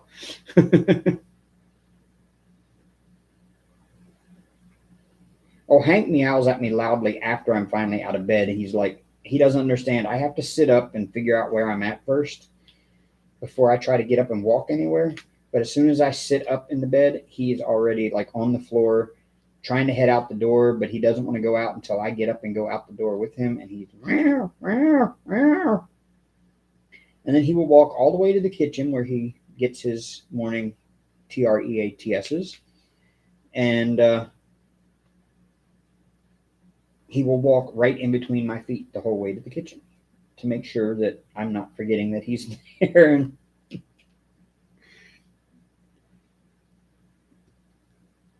hi, buddy. Hi. I see you. I know you exist.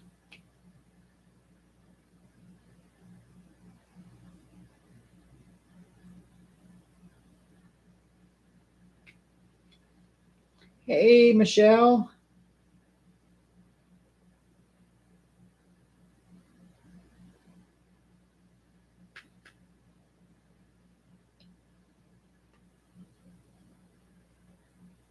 But I don't know why today. I guess maybe it's because I was gone all day yesterday. I left at I guess I left about 8:30 in the morning, and I didn't get home until about midnight.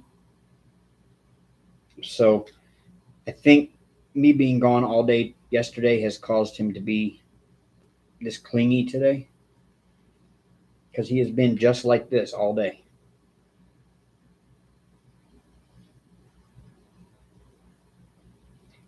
I did see a Facebook reel today though that had me laughing, and I'm gonna have to use the sound.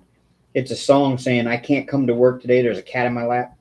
And then you hear the boss say, "Well, you're fired." Then he's like, "I don't care. There's a cat in my lap." And people, it's just like little scenarios. The whole song is like little scenarios. The house is on fire. The whatever. There's a cat in my lap.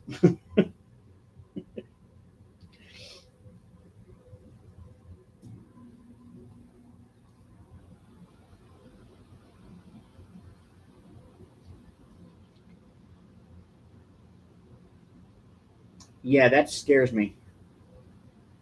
That Hank would learn how to spell. Do you know how to spell, buddy? Huh? TREATSs. Nope. Didn't phase him none. Okay. Hey, Yvonne.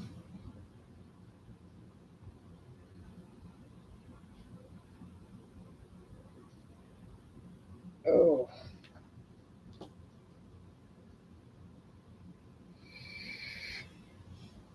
yeah. That's what we always did with our kids too. That stops working after a while. So then you start talking in pig Latin. Then one of their friends teaches them pig Latin at school, and you're like, okay, can't use that one anymore. When I was in high school, the prop the popular thing to do, and it was mostly the girls that did it, was they all learned the ASL letters, the ASL alphabet, and they would sit there and spell things to each other in ASL as if somebody else, as if men weren't or boys weren't able to learn how to do it.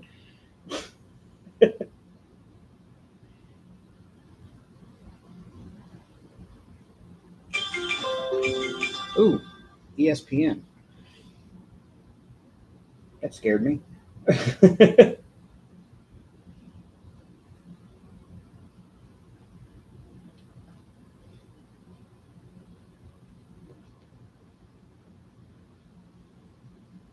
And I thought it was funny though, because my cousin and her girlfriends did that all the time. When they were talking and they didn't want anybody to know what they were talking about, they would sit there and spell things in ASL sign language to each other.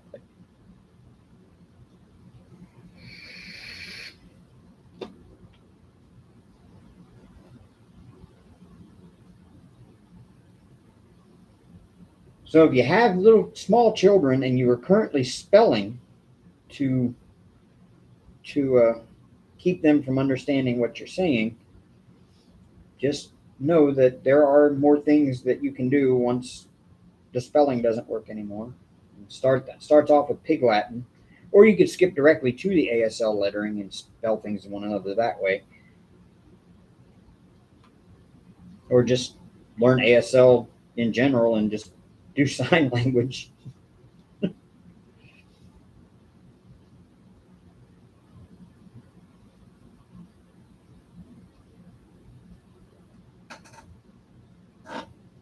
Excuse me, Hank. Thank you.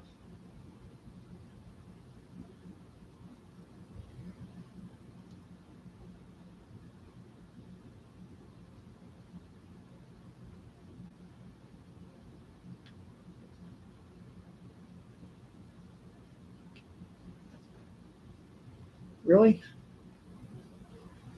You are blocking the camera view. All anybody can see is your little fuzzy head. The back of your little fuzzy head at that. Yeah. And his little trip out into the where nobody knows, he brought back fleas.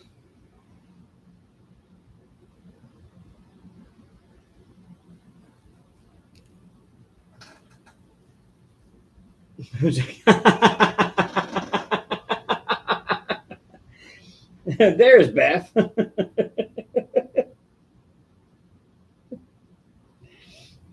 Yeah, you got to be careful where you do the ASL alphabet spelling.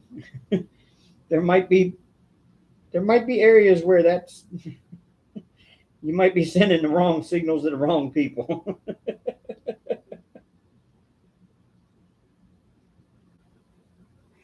You're very welcome, Angie. You have a great night. Thank you for coming in.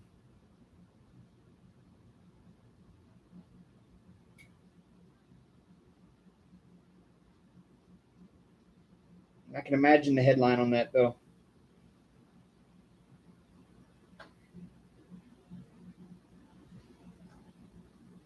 Father killed after spelling ice cream in sign language to his wife and having it mistaken as gang signs.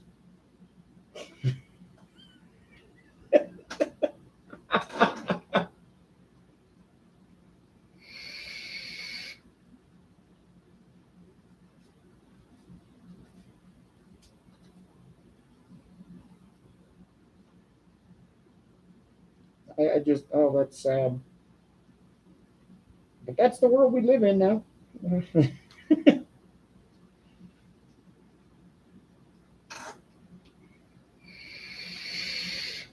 See, my cousin didn't like it because her and her friends would sit there when I was around and they would talk in their little sign language. And they didn't realize that I actually had learned ASL alphabet too and that I could understand everything they were saying.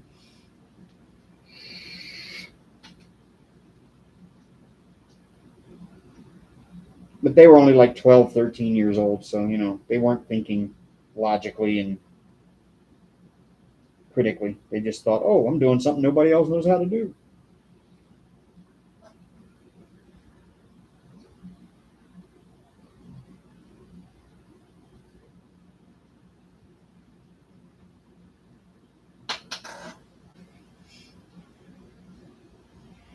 Well, no, because the letters are the same. Spanish, no. No, because sign language is universal. Um,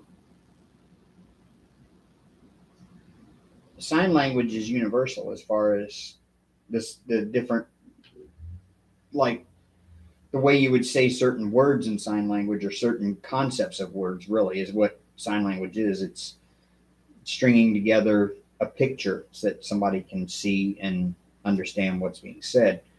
Um, Sometimes it's words, sometimes it's a phrase, but um, that part is universal. But as far as the spelling things out with individual letters, as long as they use, the same alphabet we use, A through Z, it should work just fine. But when you start getting into like Russian, where they have the Cyrillic characters, you might run into trouble. But they probably have sign language symbols for those individual characters too. Well, doesn't German just have more of the accents and like dots over the U and stuff like that to determine the pronunciation of the word?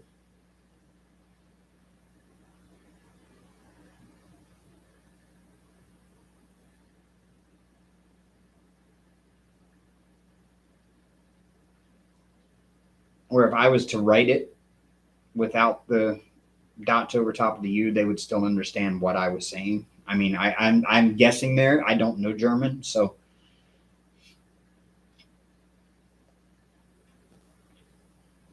it's like Spanish. Sometimes they have the accent mark over top of certain letters and stuff like that. And the N has the little tilde sign over top of it. And hello, Love and Sparkles.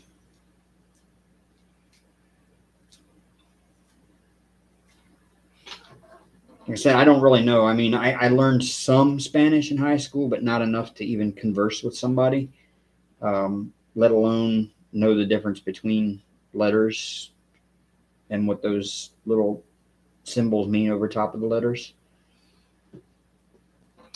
Helen, he's intentionally trying to be in the way tonight. There, that's better. You stay right there and we're all good. Yep. My neighbors are coming and going a lot tonight. See, right outside my window, which is right behind the TV that I'm watching y'all on, which is right behind the camera, there's a window there. And the right side of my window, where it ends, there's like maybe a 2-foot wall there. And then there's a door that's facing this way. So the window is like this. And then right here at this side of the window, there's like a wall that goes down and then cuts out that way. And there's a door. And that's the entrance to my neighbor's apartment. It's on the other side of this wall over here. And they come and go a lot. And they're like right outside my window and they're talking. And they're really cool people. Every now and then when it's nice outside, they'll sit out on the front porch out here on the front step or whatever you want to call it. And they'll bring their hookah out. And they'll sit out there and smoke their hookah and hang out.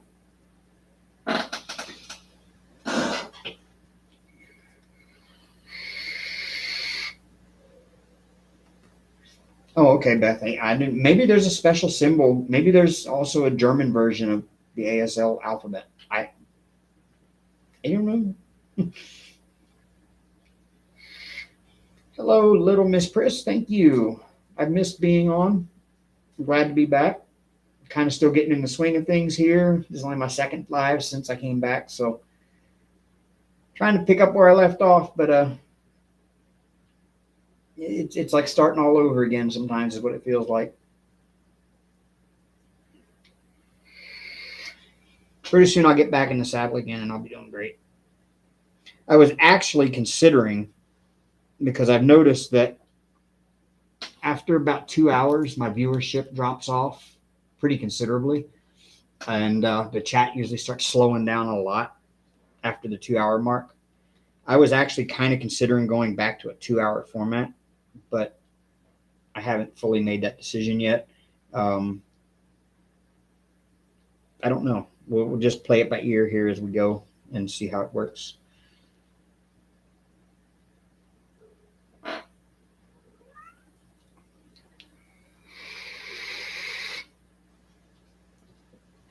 When I started going live, I never actually intended to do 3 hours. That was the odd part. I started going live. I was just going to do an hour. And the very first week I went live,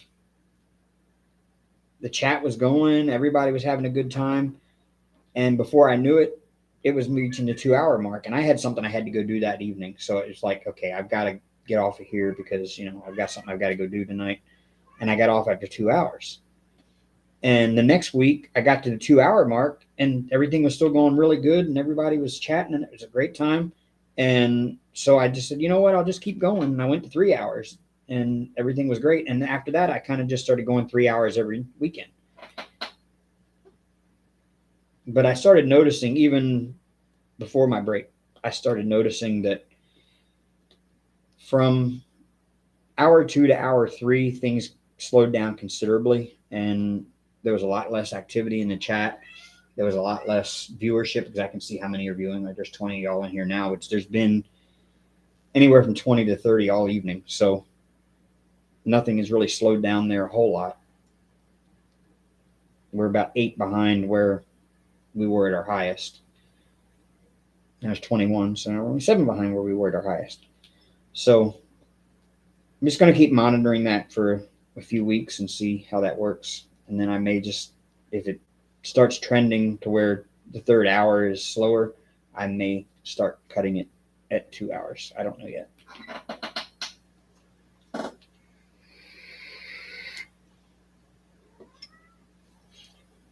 Thank you, Helen. You know, that seems to be what I'm hearing from all over the place is even when I go into other people's lives, I get the same reaction from people when I come in is they all tell me how much they miss me being around. And like I said, I've missed being here. I really have. I can't say that. I'd be lying if I said I didn't. Just I wasn't ready yet, and it took me a little while to be ready to go live again. And now it feels like I'm just starting all over again with a fresh new channel and everything, even though I've got the built-in benefits of having 1,500 subscribers already.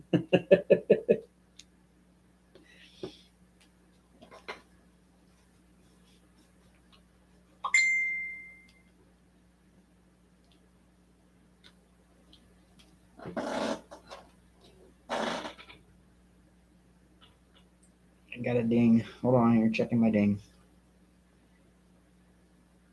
Ooh, if you're still in here, Ashley, that is awesome.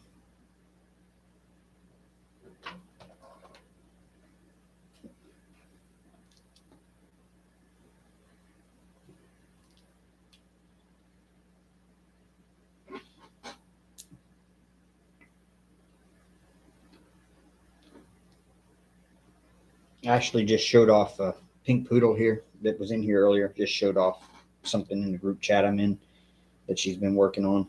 It's a surprise. And it looks really cool. She did a great job on it. I don't know. They're probably over there in Zoom listening to me right now. Hi, Zoomers.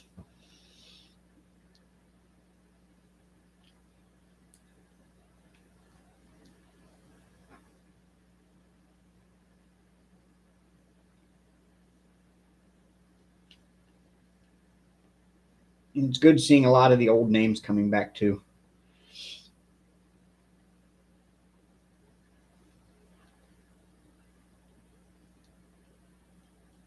And probably even some of them that were scared away before that are now returning back.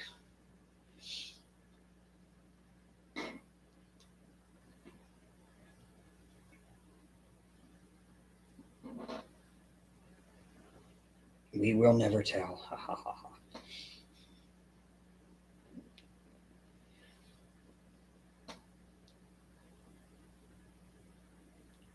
Well, I will definitely be hopping back over on Zoom as soon as I get off of here because that's what I do.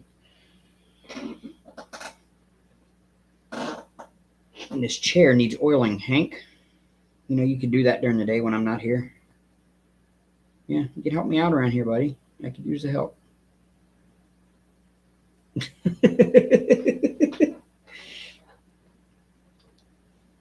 He just looked at me like, Dad, I have no hands.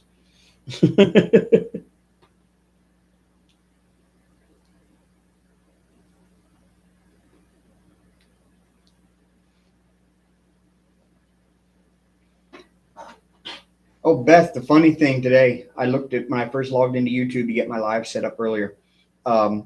I had a comment from somebody on a video from 2 years ago when you launched your mud.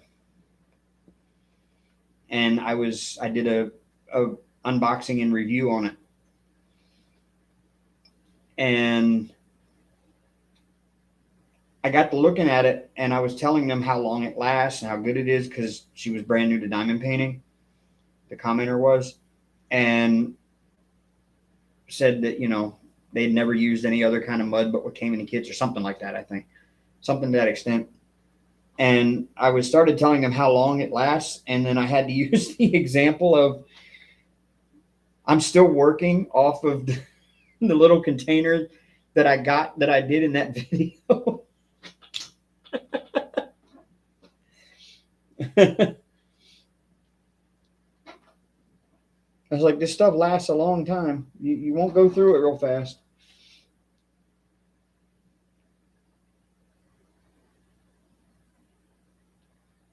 It's kind of a good selling point and a bad selling point. I mean, other than the fact that the only reason they would have to buy anymore is for the scent, which is a good thing, because, everybody likes to use a different scent now and then.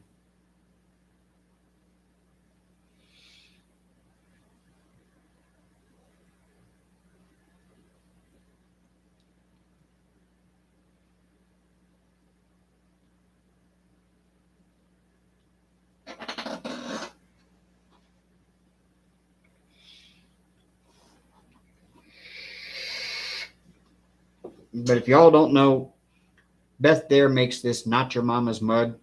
She's Whimsical Daisies with a Y, no IES. It's like singular daisy with an S at the end. Whimsical Daisies over at Etsy. She releases the mud as she gets it made, and she lists it up there when she can.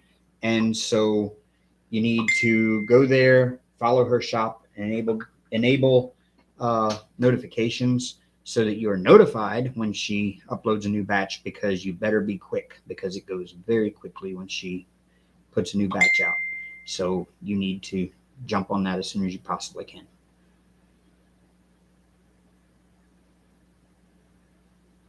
Yes, you would be hunted down by a large section of the diamond painting community, Beth.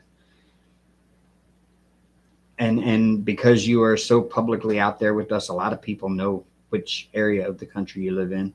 Some of us even know the town that you live in, and we could probably find you. I would not be one of those, but but I'm sure that there would be plenty that would hunt you down and say, no, you must. You must continue. You're a slave to your own creation.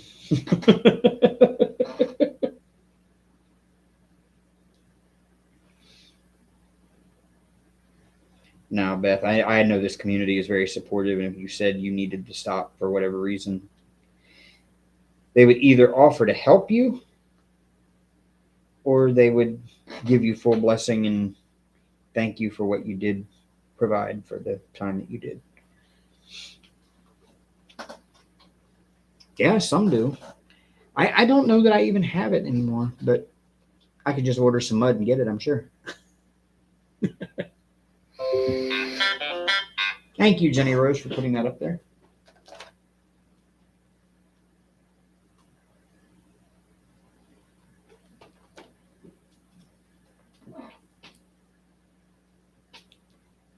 Yes, y'all go give her Etsy shop a follow, and make sure you have your notifications for Etsy on if you're really interested in getting some of this, because it's really good. She does a number of scents. Like I said, it lasts forever. This little container here, I did my review video on 2 years ago, and I'm still working off of it. Matter of fact, I still have the diamond that she stamped on the top of it. See it there, stuck to the side of the dish. I still have the diamond that was stamped on there, because I just never wanted to hurt the diamond. I just kept poking around it, and eventually got a knife and sliced the diamond off the top, stuck it to the side of the container, and continued using the rest of it.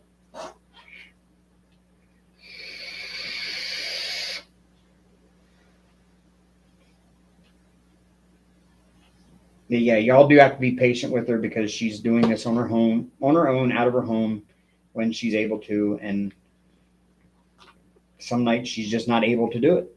And she does have a dog and cats and other responsibilities that keep her from being able to just sit and make mud 24/7.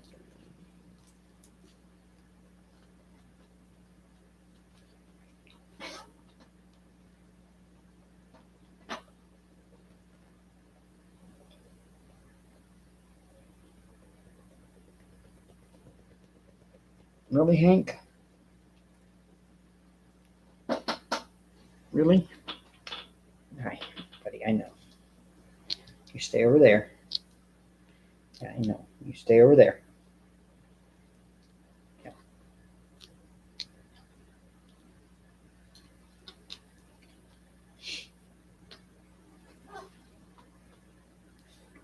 What scent are you making this time?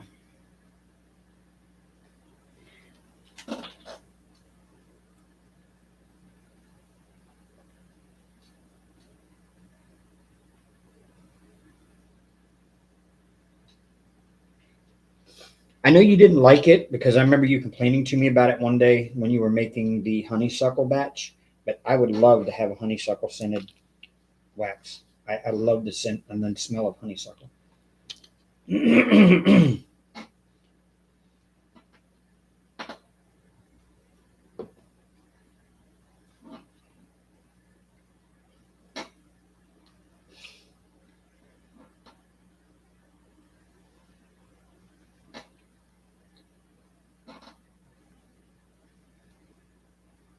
fact, for a while, my wax warmer, that's all I used in my wax warmer was honeysuckle scent.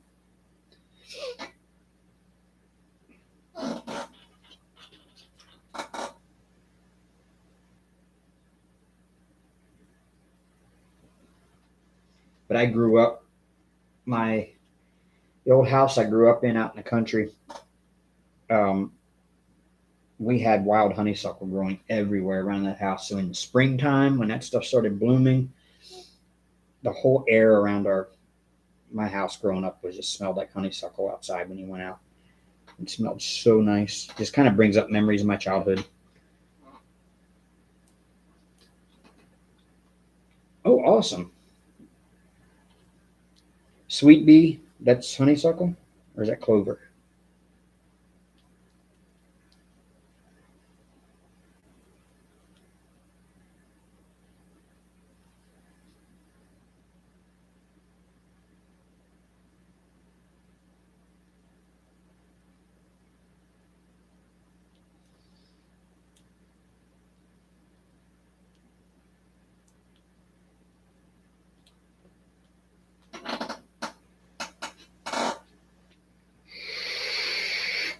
Oh, cool. Did you already list it, or did I miss it this time?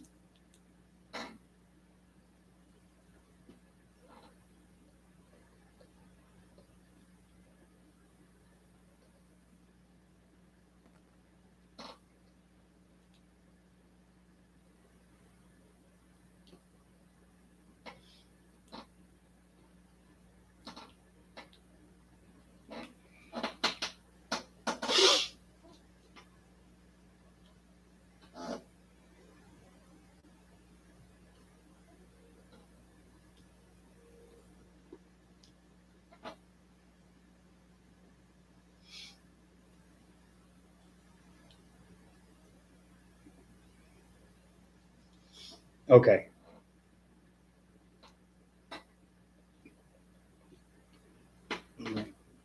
I'll have to grab something in when you get it put up.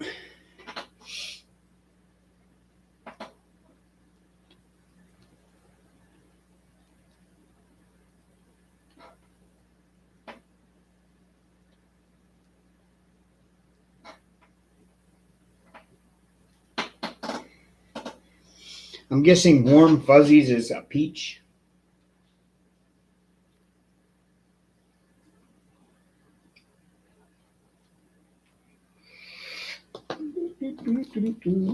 Okay. All right. All right. All right. All right. All right. All right. Hi, Aria.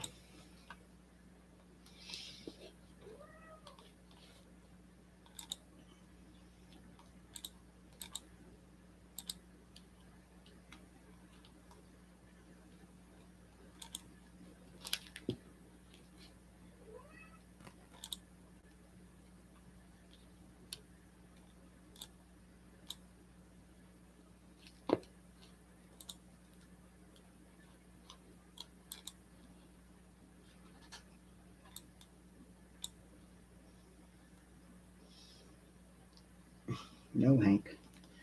All right, got it. Thank you, thank you.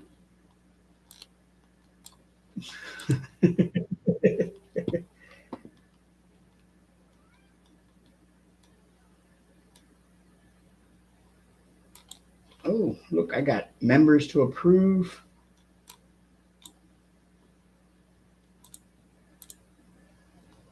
And there we go. All right. Um, Lisa, if you look up above Jenny Rose, nope, that was nope. She posted my Facebook group again, and I just closed out Etsy.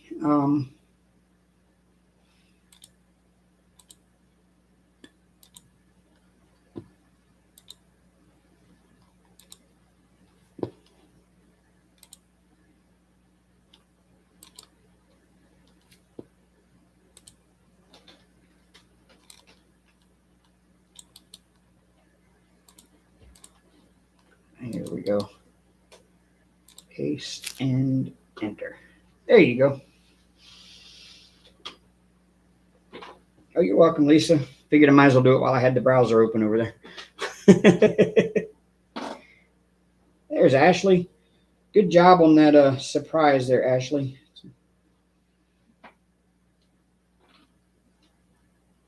That thing looks cute.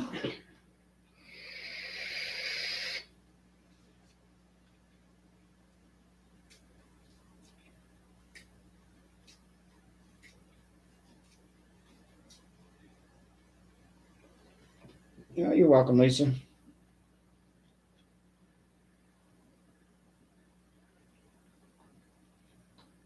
Well, it's not hard when I have your shop favorited and it sent a notification that you put that there. So all I had to do was open up Etsy, look at my notifications, click it, click your shop name, and copy the link from the address bar.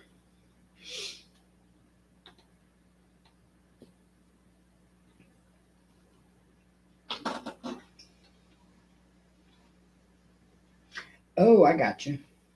Yeah, I was going to say, it's no longer a surprise. You posted it in the group chat.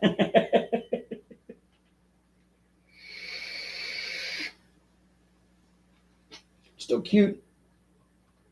See, I don't have the ability to make things like that. Well, I don't have the knowledge to make things like that. I'll put it that way. I'd probably have the ability if I tried, but one, I don't crochet. I know nothing about it, even though my mom crocheted every waking moment that she wasn't at work or something else when I was a kid. I just never picked it up and learned it. And just like cross stitch, I said, "Oh, you'll never get me to cross stitch," and now I am. Uh, I'm saying you'll never get me a crochet, but chances are somewhere down the road I'll probably pick it up too, and I'll have another expensive hobby to deal with.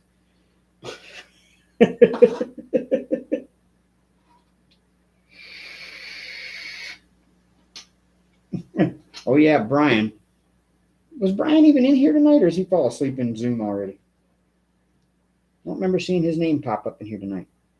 Maybe he did earlier.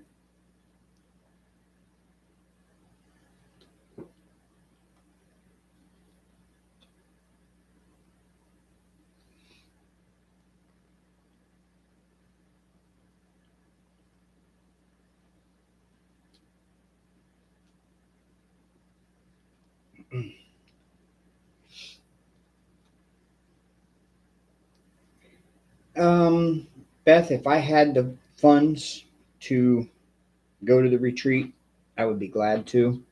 Unfortunately, right now, with everything going on, I don't have it as of yet. This new job maybe might change that. I don't know yet, but I've got to get myself on a better financial path before I can think about trying to do retreats, trips, or at least big trips like that.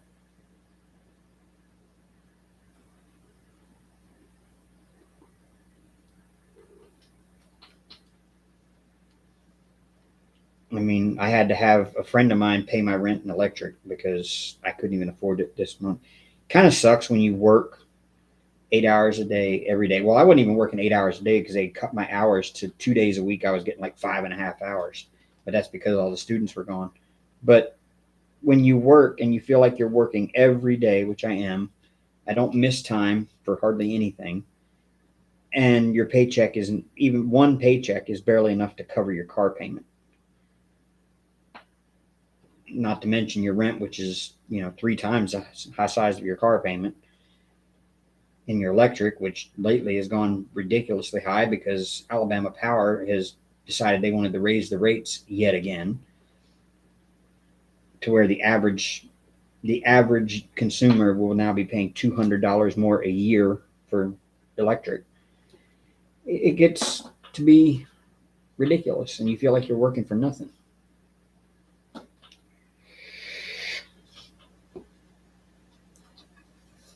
I feel like I'm working for no reason whatsoever because I'm getting nothing from it. I'm not even able to keep my rent paid and keep a roof over my head and keep my bills paid, and I've got to have a friend do it for me. Is kind of one. It's embarrassing.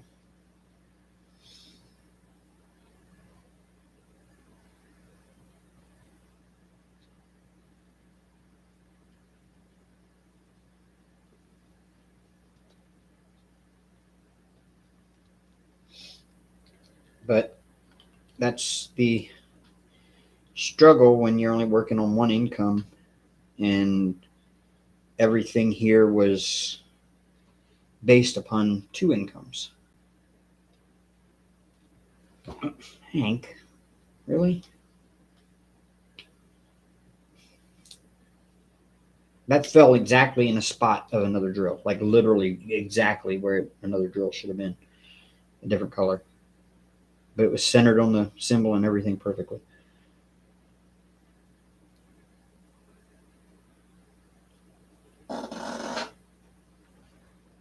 Yes, you are correct, Dreamer. It really has gone insane. Everything has gone insane. No, Dreamer, I'm living by myself with the cats in the same apartment that I was in with Amber before she left. But the problem is, I could get a cheaper place to live, but it's not in a neighborhood I want to live in. I mean, we do have neighborhoods in this town where, gunshots are normal on a daily basis. And that's the places where the rent is lower. And I'm actually in one of the lower cost apartments in town, that's in a part of town where, it's safe. And so it's kind of rough. I mean, I'm paying almost $900 a month to live in this apartment. I could get one for like $500 a month in a much worse part of town. Um, but considering that other apartments in this part of town are running $1,100-$1,200 a month, and you're sharing the apartment with three other people that are also paying $1,100 or $1,200 a month because it's student living. Most of it is student living too. Um, so it's kind of tough. It's definitely not the $550 a month for an apartment just like this one that I had in North Dakota. That's for sure.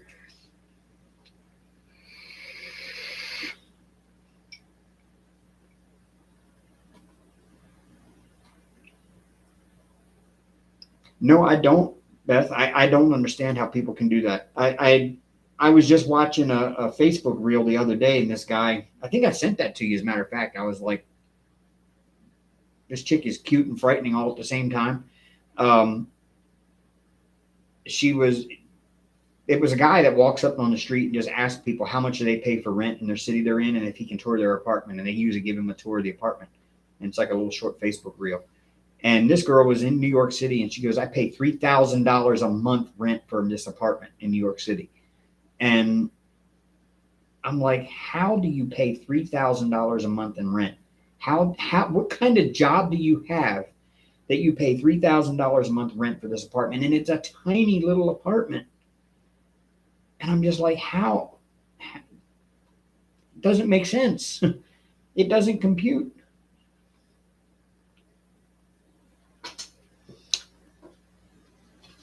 And she was like, I mean, she was the girl that was on. She was barely like 19 years old, 19, 20, I would say. And she's like, I love this apartment, and I would sell a kidney if I had to stay here. I'm like, oh my god, I'll keep my kidneys, thank you. I'll find a cheaper place to live.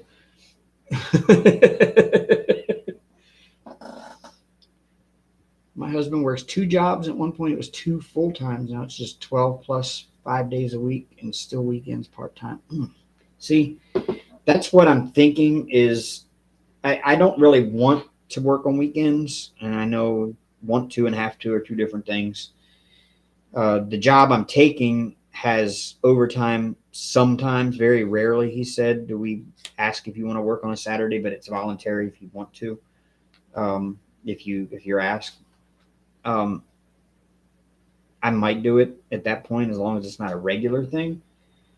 But I hate giving a 2 week notice at the place I'm at now because I love the job I'm at now. I love the people where I work, and they rely on me because I'm probably the most, well, besides our mechanic, Jake, I'm probably the most reliable person they got there. And the boss depends on me. I'm kind of like her second, you know? And I hate leaving them hanging like that. I almost feel bad for leaving there. But if you can't afford to live and you got a better opportunity, you need to take it. And so that's what I'm doing.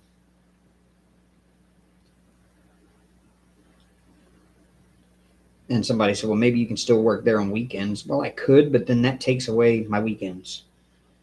And I've gotten used to having my weekends. But the new job, even the starting pay is enough to, a paycheck will at least cover the rent, you know? And if that's the case, then the second paycheck will be able to cover the other things and still have money left over. So, and I am also, chances are probably next month. Now, there might be some time that I may miss a live next month, maybe even 2. I don't know yet. Um, I'm talking to my apartment manager about a different unit in the same complex and moving into a new one. It's fresh start, the whole works. I mean, I don't have to pay a new full deposit and all that kind of stuff, but um, just switching into a new unit. And if so, my buddy Paul has a roommate ready for me to move in with me. Um, so he's trying to help me get into the new unit and get a roommate going, so that way half of the bills are off of me. And with this new job and half the bills, I will have a lot more disposable income. Yes, Lisa, I have a car.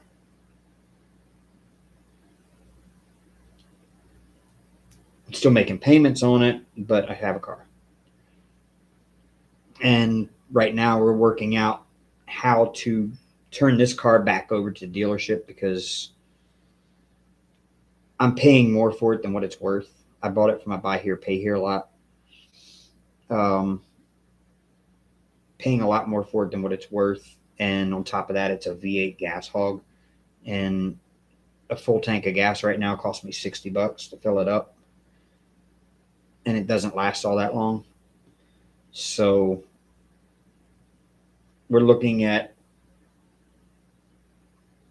possibly turning this one into the dealership, and Paul's going to buy a vehicle for me. And I'm going to pay him back for it at my own pace instead of at a guaranteed has to be there by a certain date pace. And also using the card to do some Uber type work for him to help pay for it. Like take some of his, like he does a lot of off the books airport rides from the Birmingham airport to Tuscaloosa with students coming in and out of town. So, sorry, Hank, you're in the way, but yeah. So I may do some of those for him to help pay it off and that kind of thing. So we've got a plan, and I've just got to get stuck to it. We got to get rolling with it, but it's all going to take a little bit of time. Yeah, I did lift, Lisa, and when I lived in North Dakota, I did lift exclusively. When I moved down here, I did Lyft and Uber, and I was making really, really, really, really good money doing that. Like I could work by myself when I wanted to. I could work 3 days a week down here, just Friday, Saturday, or Thursday, Friday, and Saturday, and down here, and I could easily make 900, 1,200 a week, just working 3 nights a week during the school year when the students are here. And then during the summertime, I would go to Birmingham and do airport runs. And a lot of times you might only do 2 rides from the airport, but you might get one from Birmingham Airport to Atlanta, Birmingham Airport to Jackson, Mississippi. I did one all the way up to Kentucky, Tennessee border on 65. Um, so, I mean, I was making really good money with Uber, but uh, I signed on with Uber in 2020, right around August, September actually of 2020, and it was during the height of the pandemic. I had a fresh ticket on my record that I got right after I moved here, and they still brought me on. And then a year later, when they did my yearly update, when they did my yearly background check and driving record thing, they pulled it 2 weeks early. If they had waited the 2 weeks and pulled the background check when they were supposed to, I'd have had a ticket fall off and I'd still been eligible. Instead, they let me go and deactivated me because of too many tickets. Like I said, if they'd have waited 2 weeks and pulled the background check when they should have, that wouldn't have been on there. The last one that I'd gotten way back in 2018. But yet they hired me on with the exact same tickets on my record that were there when they did the second background check. So what that tells me is they were actually trying to bring in new drivers because a lot of people had taken the time off of the pandemic. And then now that people were starting to come back, they no longer needed me as badly. And they just said, well, we can raise our standards a little bit. So what he wants to do is get me in a newer vehicle. I'm in a 2008 now, so it's even too old to do Uber in or Lyft. I've got DoorDash I could still do, but it's not worth it with having a gas hog. ESPN again. Oh, damn, we play the Bengals again next week. Jeez.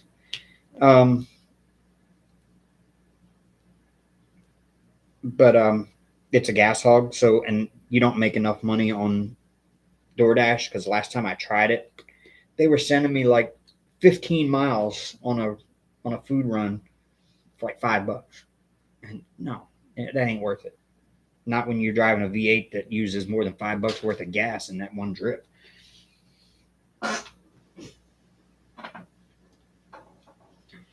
So he wants me to. It's been a year and a half now since Uber deactivated me, and I've had other tickets fall off since then. So the only ticket on my record should be the one from 2020. Once he gets me a newer vehicle, he's going to have me try to get back on Uber again and do that part-time, do this exterminator job full-time, do Uber on the weekends, and then also do like airport runs that he has off the books that he scheduled for himself. He'll have me run them for him, and he'll just take the money for that to help pay the car off. So it should be okay.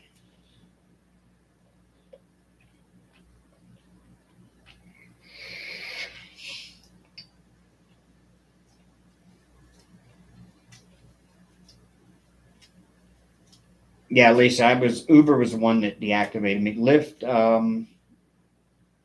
deactivated me right after I got my last ticket in 2020. I had two on there from before. I had one in 2018, one in 2019, and one in 2020.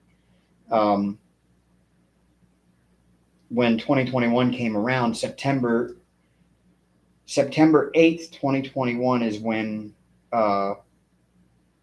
the 2018 one should have fell off my background check because they only go back 3 years on your driving record on Uber and Lyft. So 2018, that 2018 ticket should have fallen off on September 8th. and they did my background check on like August 23rd or 24th, something like that. It was, it was just the timing of the background check when I actually had signed on with Uber like September 10th or something.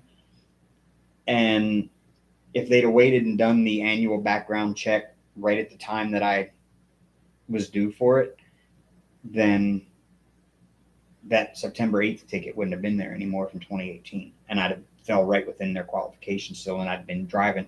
I was in Birmingham at the airport. I had just finished a trip from the airport to somewhere in Birmingham. I can't remember where. And it logged me off as soon as I finished the trip. And it said, you're deactivated temporarily pending review of your driving record or something. And I called them. Well, I tried to call. It doesn't do any good to call Uber. It's just a bunch of people that barely speak English, and all they do is just copy and paste the same response to every question because they don't know how to do anything else, that's enough to pull your hair out and cuss wildly all the time. But yeah, so that's what I dealt with for a while. And then finally it's just like, you know what? I'm just going to let all these tickets fall off and I will reapply later on down the road. So now I'm getting to that point now where I can reapply.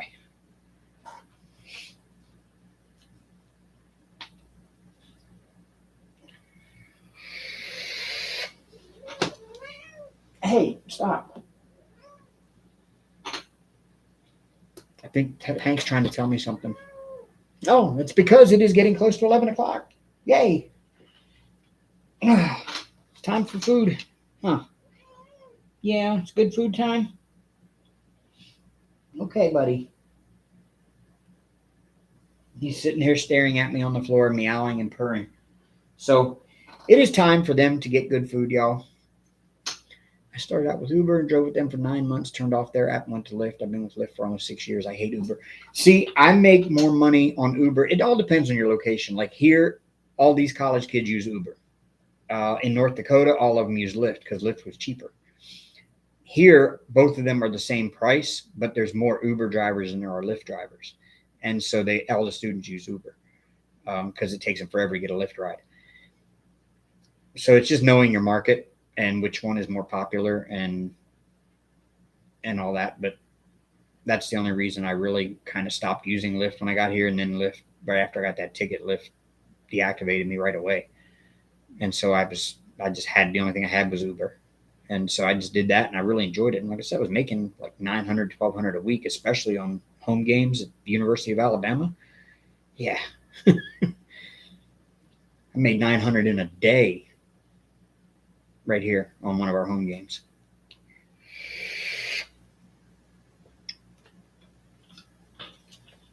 Our surge rates were going up to $25, $30 on game days just for surges. Lyft doesn't surge, at least not for the driver. Lyft surges for the passengers, but not for the drivers. It used to surge for drivers. They used to have hotspots, they called them, and they were just surges, but they stopped doing that. I don't know what they do now, but I know when I was still driving Uber, Lyft was doing like bonus areas. Like you go to, it would just randomly pop up a bonus thing. If the longer you sat there, the higher the bonus would get till it got to its max, and then you could accept a ride. But 9 times out of 10, it's going to send you a ride before the bonus really starts ticking up any very high, so you wouldn't really get much out of it anyway.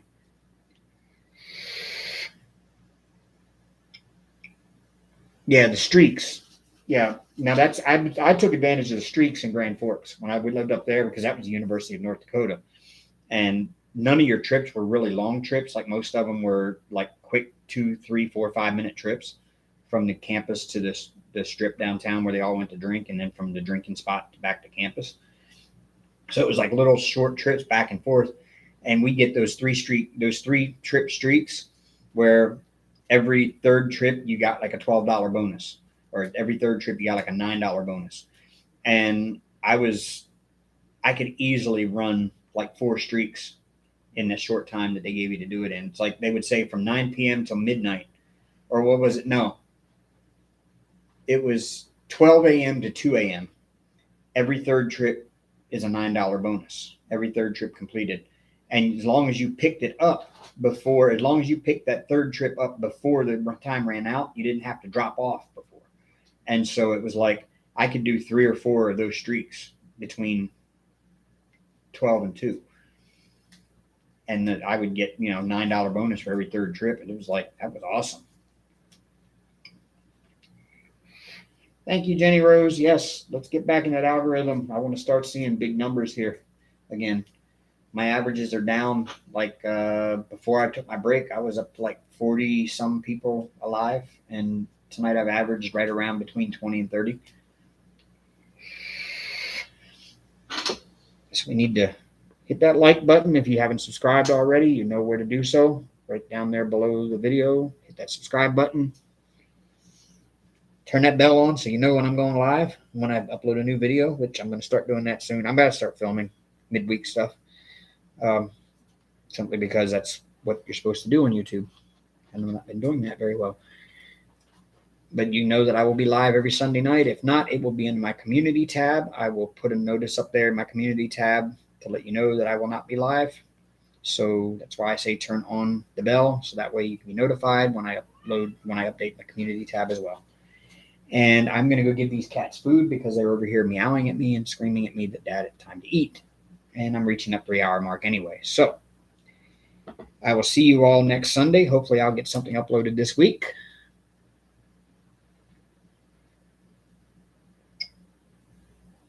No, Beth, I got tickets because I was going 83 in a 40 construction zone coming into Tuscaloosa one night from Atlanta.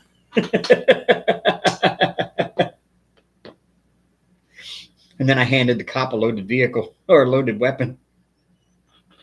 But that's another story for another day.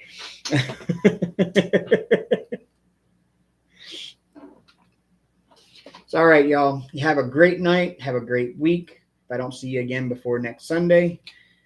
And we will see you all, and we'll gather here again next Sunday night. So until then, rock on, roll tide.